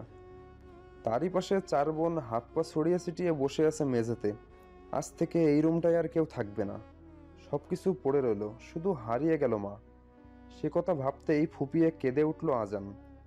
মাকে একটু বেশি ভালোবাসতো ছেলেটা। বাবাকে কাঁদতে দেখে ছোট্ট করে আলো গুটি গুটি পায়ে এগিয়ে আসলো বাবার নিকটে। রুম থেকে খানিকটা দূরে দাঁড়ানো মায়ের দিকে একবার তাকিয়ে বাবার কাঁধে হাত রেখে কোমল কণ্ঠে বলল, বাবা, কেঁদো না বাবা, কষ্ট হচ্ছে খুব। আমার মা একবার বলেছিল মানুষ মরণশীল, এরা তো আর চিরকাল বেঁচে থাকবে না, তাই না বাবা? মা হারিয়ে গিয়েছে তো কি হয়েছে বাবা, আজ থেকে আমি তোমাদের আরেক মা। কেঁদো না বাবা। তার ছোট্ট মেয়েটা হুট করে যেন বড় হয়ে গেল। কি সুন্দর করে বিজ্ঞদের মতো কথা বলছে। আলোর ফুপিরা অবাক হয়ে তাকিয়ে রইল মেয়েটার দিকে। পরক্ষণে আজান ছোট্ট মেয়েটাকে বুকে জড়িয়ে ধরে ভেজা কণ্ঠে বার কয়েক ডাকলো, মা মা মা, তুই আমার ছোট্ট মা। এমন করে এত স্নেহমাখা কণ্ঠে হয়তো আর কখনো মেয়েকে ডাকেনি আজান। টুপ করে মেয়েটার কপালে চুমু খেলো সে। বাবার এত আদর পেয়ে ফোকলা দাঁত বের করে খিলখিল করে হেসে উঠল অবুঝ আলো। ছোট ছোট হাত দিয়ে বাবার চোখের কার্নিশের নোনা জলটুকু মুছে দিল। আজান মলিন হেসে মেয়েকে কোলে তুলে নিয়ে দাঁড়িয়ে গেল। ধীর পায়ে এগিয়ে আসলো শিখার মুখোমুখি। হঠাৎ করেই স্ত্রীর একটি হাত নিজের মুঠোয় নিয়ে ভেজা কণ্ঠে বলল, আমার মাকে তুমি ক্ষমা করে দিও শিখা। জানি আমার মা, আমি তোমার সাথে খুব অন্যায় করেছি। মায়ের দোষ ত্রুটিগুলো দেখেও আমি নীরব ছিলাম। মাকে কিচ্ছুটি বলতে পারিনি, যদি মা কষ্ট পাই। কিন্তু তবু পারলে আমার মৃত মাটাকে ক্ষমা করে দিও শিখা। শিখা গম্ভীর নির্বাক চিত্রে দাঁড়িয়ে রইল কেবল। দৃষ্টি তার ফ্লোরের দিকে নিবন্ধিত। এই মানুষটাকে ক্ষমা করতেও মন সায় দিচ্ছে না তার। কি করে ভুলে যাবে কিশোরী মনে শাশুড়ির দেওয়া এত আঘাত। আজান আবারও ডাকলো, শিখা। শিখা চোখ তুলে তাকালো। কয়েক সেকেন্ড মৌনতা পালন করে গম্ভীর কণ্ঠে বলে উঠল, তাকে হয়তো আমি ক্ষমা করে দিলাম, তবে আমার রুহু তাকে ক্ষমা করতে নারাজ। যদি কখনো অতীত ভুলে তার দেওয়া আঘাত ভুলতে পারি, তবে সেদিনই আর কোনো অভিযোগ থাকবে না। আজান মিনিটখানিক সময় নিয়ে শিখার হাত ছেড়ে দিল। এমন কথাই এখানে কি বলা উচিত জানা নেই তার, তবে পণ করলে মনের সাথে। ধীরে ধীরে নিজেকে পাল্টে ফেলবে আজান। স্ত্রীকে ভালো না বাসলেও অবহেলা করবে না। অতঃপর মেয়েকে সাথে করেই চোখ মুছতে মুছতে ঘর ছেড়ে বেরিয়ে পড়ল উঠানে। মা নেই আজ সপ্তাহ দুয়েক হলো। সবাই ধীরে ধীরে শোক ভুলে আবারও নিজ জীবন নিয়ে ব্যস্ত হয়ে পড়ল। আত্মীয় স্বজনেরাও চলে গিয়েছে আগেই। মেয়েরাও চলে গেল নিজ নিজ সংসারে। বড় ঘরটা এখন ফাঁকা, নিরিবিলি নিস্তব্ধ। বাড়ির একমাত্র ছেলে আজান 2 দিন ধরে অসুস্থ। তাকে আজ সন্ধ্যায় হসপিটালে ভর্তি করিয়েছে শিখা। ডায়রিয়াজনিত সমস্যার সাথে জ্বরে দিশেহারা ছেলেটা। ডক্টর দেখে ঔষধ স্যালাইন দিয়েছে, সাথে বারবার শরীর মুছে দিতে বলেছে। অসুস্থ স্বামীর পাশে নির্ঘুম রাত কাটাচ্ছে শিখা। অন্য বেডে আলো নিশ্চিন্তে ঘুমাচ্ছে। আজান এখনও শরীরের উত্তাপে ছটফট করছে। রাত 3টায় আবারও ডক্টর সুমা আসলে চেক আপ করতে। উনি শিখার পূর্ব পরিচিত। শিখাকে রাতের শেষ প্রহরের স্বামীর মাথায় জলপট্টি দিতে দেখে উনি কিঞ্চিত হেসে বলল, আপনি এখনো জেগে আছেন? শিখা মৃদু কণ্ঠে বলল, কি যে বলেন, উনি অসুস্থ, তাকে রেখে ঘুমোই কি করে? বাহ, স্বামীকে খুব ভালোবাসেন বুঝি? তা জানি না, তবে বিয়ের পর একটা মেয়ের সবটা জুড়েই থাকে তার স্বামী। শিখার উত্তর শুনে সুমা একটু রসিকতা করেই বলল, বাবা, সুখী কপাল। আপনি ভীষণ ভাগ্যবতী নারী। আপনার হাজবেন্ডও বোধহয় আপনাকে খুব ভালোবাসে। ভালোবাসা অতি দামি শব্দ, এটা সবার জন্য নয়। নারীর সবটা জুড়ে তার স্বামী থাকলেও একজন স্ত্রী তার স্বামীর কখনো প্রিয়জন হতে পারে না ম্যাডাম। স্বামীর প্রিয়জন তো তার মা, বোন আর আপনজনেরা। স্ত্রী সে তো পরের মেয়ে, সে তো শুধুমাত্র শ্বশুরবাড়ির চাকরানি আর সকলের প্রয়োজন মেটানোর মেশিন। কথা শেষ করে ঠোঁট এলিয়ে নিঃশব্দে হাসল শিখা। সবটা শুনে ডক্টর সুমা তৎক্ষণাৎ আমতা আমতা করে বলল, সরি ম্যাম, আপনাকে পার্সোনালভাবে অ্যাটাক করে ফেললাম। এটা একদম অনুচিত কাজ। আই অ্যাম সরি, কিছু মনে করবেন না। শিখা মুচকি হেসে বলল। আরে ব্যাপার না madam, everything it's okay. Doctor কথা না বাড়িয়ে নিজের কাজে মনোযোগী হলো। আজান চোখ বন্ধ করে থাকলেও শিখার কথা কান এড়ালো না তার। খুব গোপনে তপ্ত দীর্ঘশ্বাস ছাড়ল পুরুষটি। তারই বা কী দোষ? ছোটবেলা থেকে মা তাকে এভাবেই গড়ে তুলেছে। মা যতটুকু শিখায় সন্তান তো ততই শেখে। 5 বছর পর সব কিছু আগের নিয়মে চলছে। সবাই যে যার সংসার নিয়ে ব্যস্ত। এরই মধ্যে শিখার একটা ছেলে হয়েছে। আজানও এখন একজন দায়িত্বশীল পিতা হয়ে গিয়েছে। ধীরে ধীরে নিজেকে কিছুটা হলেও পাল্টে নিয়েছে সে। আজ ফজরের নামাজ পড়ে কবরস্থানে আসলো শিখা। শ্বশুরের কবর জিয়ারত করে শাশুড়ির কবরের নিকট দাঁড়িয়ে মিহি কণ্ঠে বলল, কেমন আছো মা? আমি চাই ওপারে তুমি খুব ভালো থেকো। তুমি নেই আজ 5 বছর হয়ে গেল। লোকে বলে মৃত মানুষের নামে কোনো অভিযোগ করতে নেই বা মনে আনতে নেই, কিন্তু তোমার প্রতি আমার যে এক আকাশ সমান অভিযোগ, সেগুলো কোথাও প্রকাশ না পেয়ে মনের ভিতরে গুমড়ে গুমড়ে মরছে। আজ কিছুটা প্রকাশ করে মনের সেই ভার হালকা করে নিচ্ছি মা, আর সেই অপরাধের জন্য আমায় ক্ষমা করো। জানো মা, তুমি বিনা দোষে 17 বছর বয়সী এক কিশোরীর কন্যার মন ভেঙে দিয়েছো। তার সব স্বপ্ন তুমি গুঁড়িয়ে দিয়েছিলে অবেলায়। সংসার জীবন বানিয়ে দিয়েছো তিক্তময়। জীবিত থাকাকালীন সংসারের এতটুকু শান্তি দাওনি আমায়। সব সময় গরিবের মেয়ে বলেই অবহেলা অবজ্ঞা করেছো, অথচ এই আমাকেই দেখে শুনেই তোমার ছেলের বউ করেছিলে। তোমার সব প্রয়োজনে তবু এই অকর্মা আমাকেই লাগতো, তাও তুমি বিন্দু মাত্র কৃতজ্ঞতা স্বীকার করনি কখনো। তুমি এতটা নিষ্ঠুরতম মা ছিলে যে গর্ভকালীন সময়টাও একটা মেয়েকে ছাড় দাওনি। আমার গর্ভকালীন সময়টাই তুমি দিয়েছো আমায় বড় এক পাপের সাজা।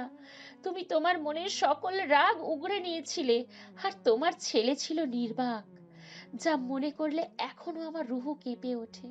হয়তো সেই কালো অতীতের কথা আমি ইহজন্মে ভুলতে পারবো না। জানো মা, আমি সব সময় তোমার ভালোবাসা পাওয়ার জন্য ব্যাকুল হয়ে থাকতাম, কারণ তোমার ভালোবাসা পেলেই বুঝি তোমার ছেলের ভালোবাসা পাবো, এটাই মাথায় ঘুরতো শুধু। কিন্তু হাই, তোমার ভালোবাসা পাওয়া আমার কাছে ছিল শেওয়ালের আঙুর ফল খাওয়ার টক হয়েই রয়ে গেল। তবুও খুব ভাগ্য করে ছেড়ে পেয়েছিলে মা। অল্প বয়সী মেয়েও তার মনে জায়গা করতে পারেনি, পাছে তোমার ভালোবাসা যদি কম পড়ে। তাই তো আমিও তাকে আমার স্বামী না বলে তোমার ছেলে বলেই সম্বোধন করলাম। আমি মনে করি সে একটা মেরুদণ্ডহীন কাপুরুষ, যে কারো স্বামী হওয়ার যোগ্যতা রাখে না। এরা শুধুমাত্র মাতৃভক্ত ছেলে হয়েই থাকে।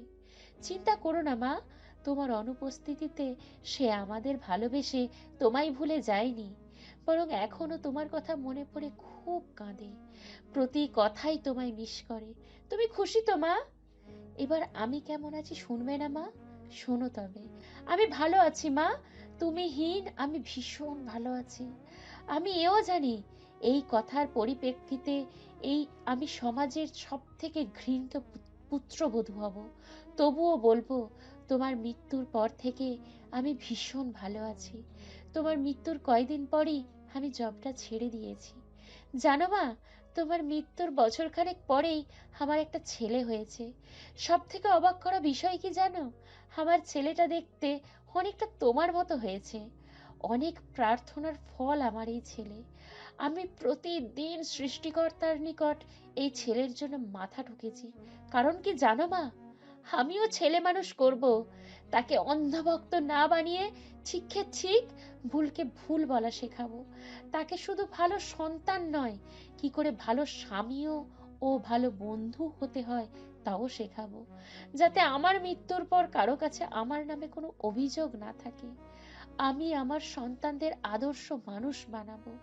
আমার জন্য আশীর্বাদ করো মা, আমি যেন আমার উদ্দেশ্যে সফল হতে পারি। সবশেষে এটাই বলবো মা, তুমি খুব ভালো থেকো। আমার কথা ভেবো না মা, তুমি হীরা আমিও ভালো থাকবো। এখন আর দম বন্ধ হয়ে শ্বাসকষ্ট হয় না আমার। এখন চাইলেই যখন তখন প্রাণ ভরে শ্বাস নেওয়া যায়। মুক্ত আকাশে পাখির মতো উড়ে বেড়ানো যায়। 3 বেলা বঞ্চনা আর খেতে হয় না আমাকে। তুমি হীনা কারাগারে এক কয়েদি মুক্তি পেয়েছে মা। শ্বশুরবাড়িতে একটা মেয়ের সবথেকে বড় আশ্রয় হচ্ছে তার স্বামী। একজন স্বামীর আচার আচরণের উপর ভিত্তি করে এই পরিবারের বাকি সদস্যরা তাকে সম্মান করে। তাই বিবাহিত সব পুরুষদের উচিত নিজ স্ত্রীকে তার যথার্থ সম্মান দেওয়া। আপনার সন্তানকে ভালো সন্তান বানানোর পাশাপাশি একজন আদর্শ মানুষ হিসেবে গড়ে তুলুন, যাতে আপনি মারা গেলেও আপনার নামে কেউ অভিযোগ তুলতে না পারে। মনে রাখবেন, পারিবারিক শিক্ষাই হচ্ছে একটা ছোট্ট শিশুর শিক্ষার প্রথম ধাপ। প্রিয় অভিভাবক, আপনার কন্যাকে বিয়ে দিবার সময় পয়সাওয়ালা ছেলে না খুঁজে আগে মানুষ খুঁজুন। বড় ঘর দেখার আগে আগে দেখুন ঘরের পরিবেশ কেমন, মানুষগুলো কেমন। ভুলকে ভুল, অন্যায়কে অন্যায় বলার সৎ সাহস যার আছে, তার হাতে আপনার প্রিয় কন্যাকে তুলে দিন। এভরিওয়ান, গল্পটি কেমন লাগলো আপনাদের? আশা করি ভালো লাগছে। আর যদি কোনো সমস্যা হয়, সো একটু কমেন্টে জানিয়ে দিবেন, যাতে নেক্সটে প্রবলেমগুলো আর ফেস করতে না হয়। সো সবাই পাশে থাকবেন, সাপোর্ট করবেন। আর আপনাদের জন্য এরকম ভালো ভালো কিছু করতে পারি, সবাই একটু সাপোর্ট করেন, ঠিক আছে? সো সবাই ভালো থাকবেন, সুস্থ থাকবেন, নিজের খেয়াল রাখবেন। আর লাইক কমেন্ট শেয়ার করেন। আর একটা জিনিস না বললে নয়, মানে এই যে দেখলাম চ্যানেলে আপনারা অনেকে দেখছেন, ভিডিও দেখছেন, কিন্তু সাবস্ক্রাইব করতেছেন না, লাইক কমেন্ট করতেছেন না। এগুলো করলে কি আমরা মনে করেন উৎসাহ পাই, উৎসাহ পাই যে আপনাদের জন্য ভালো ভালো কিছু করার, ঠিক আছে? সো সবাই পাশে থাকবেন, সাপোর্ট করবেন, আপনাদের জন্য ভালো কিছু করতে পারি। সবাই একটু সাপোর্ট করেন, আমার জন্য দোয়া করবেন।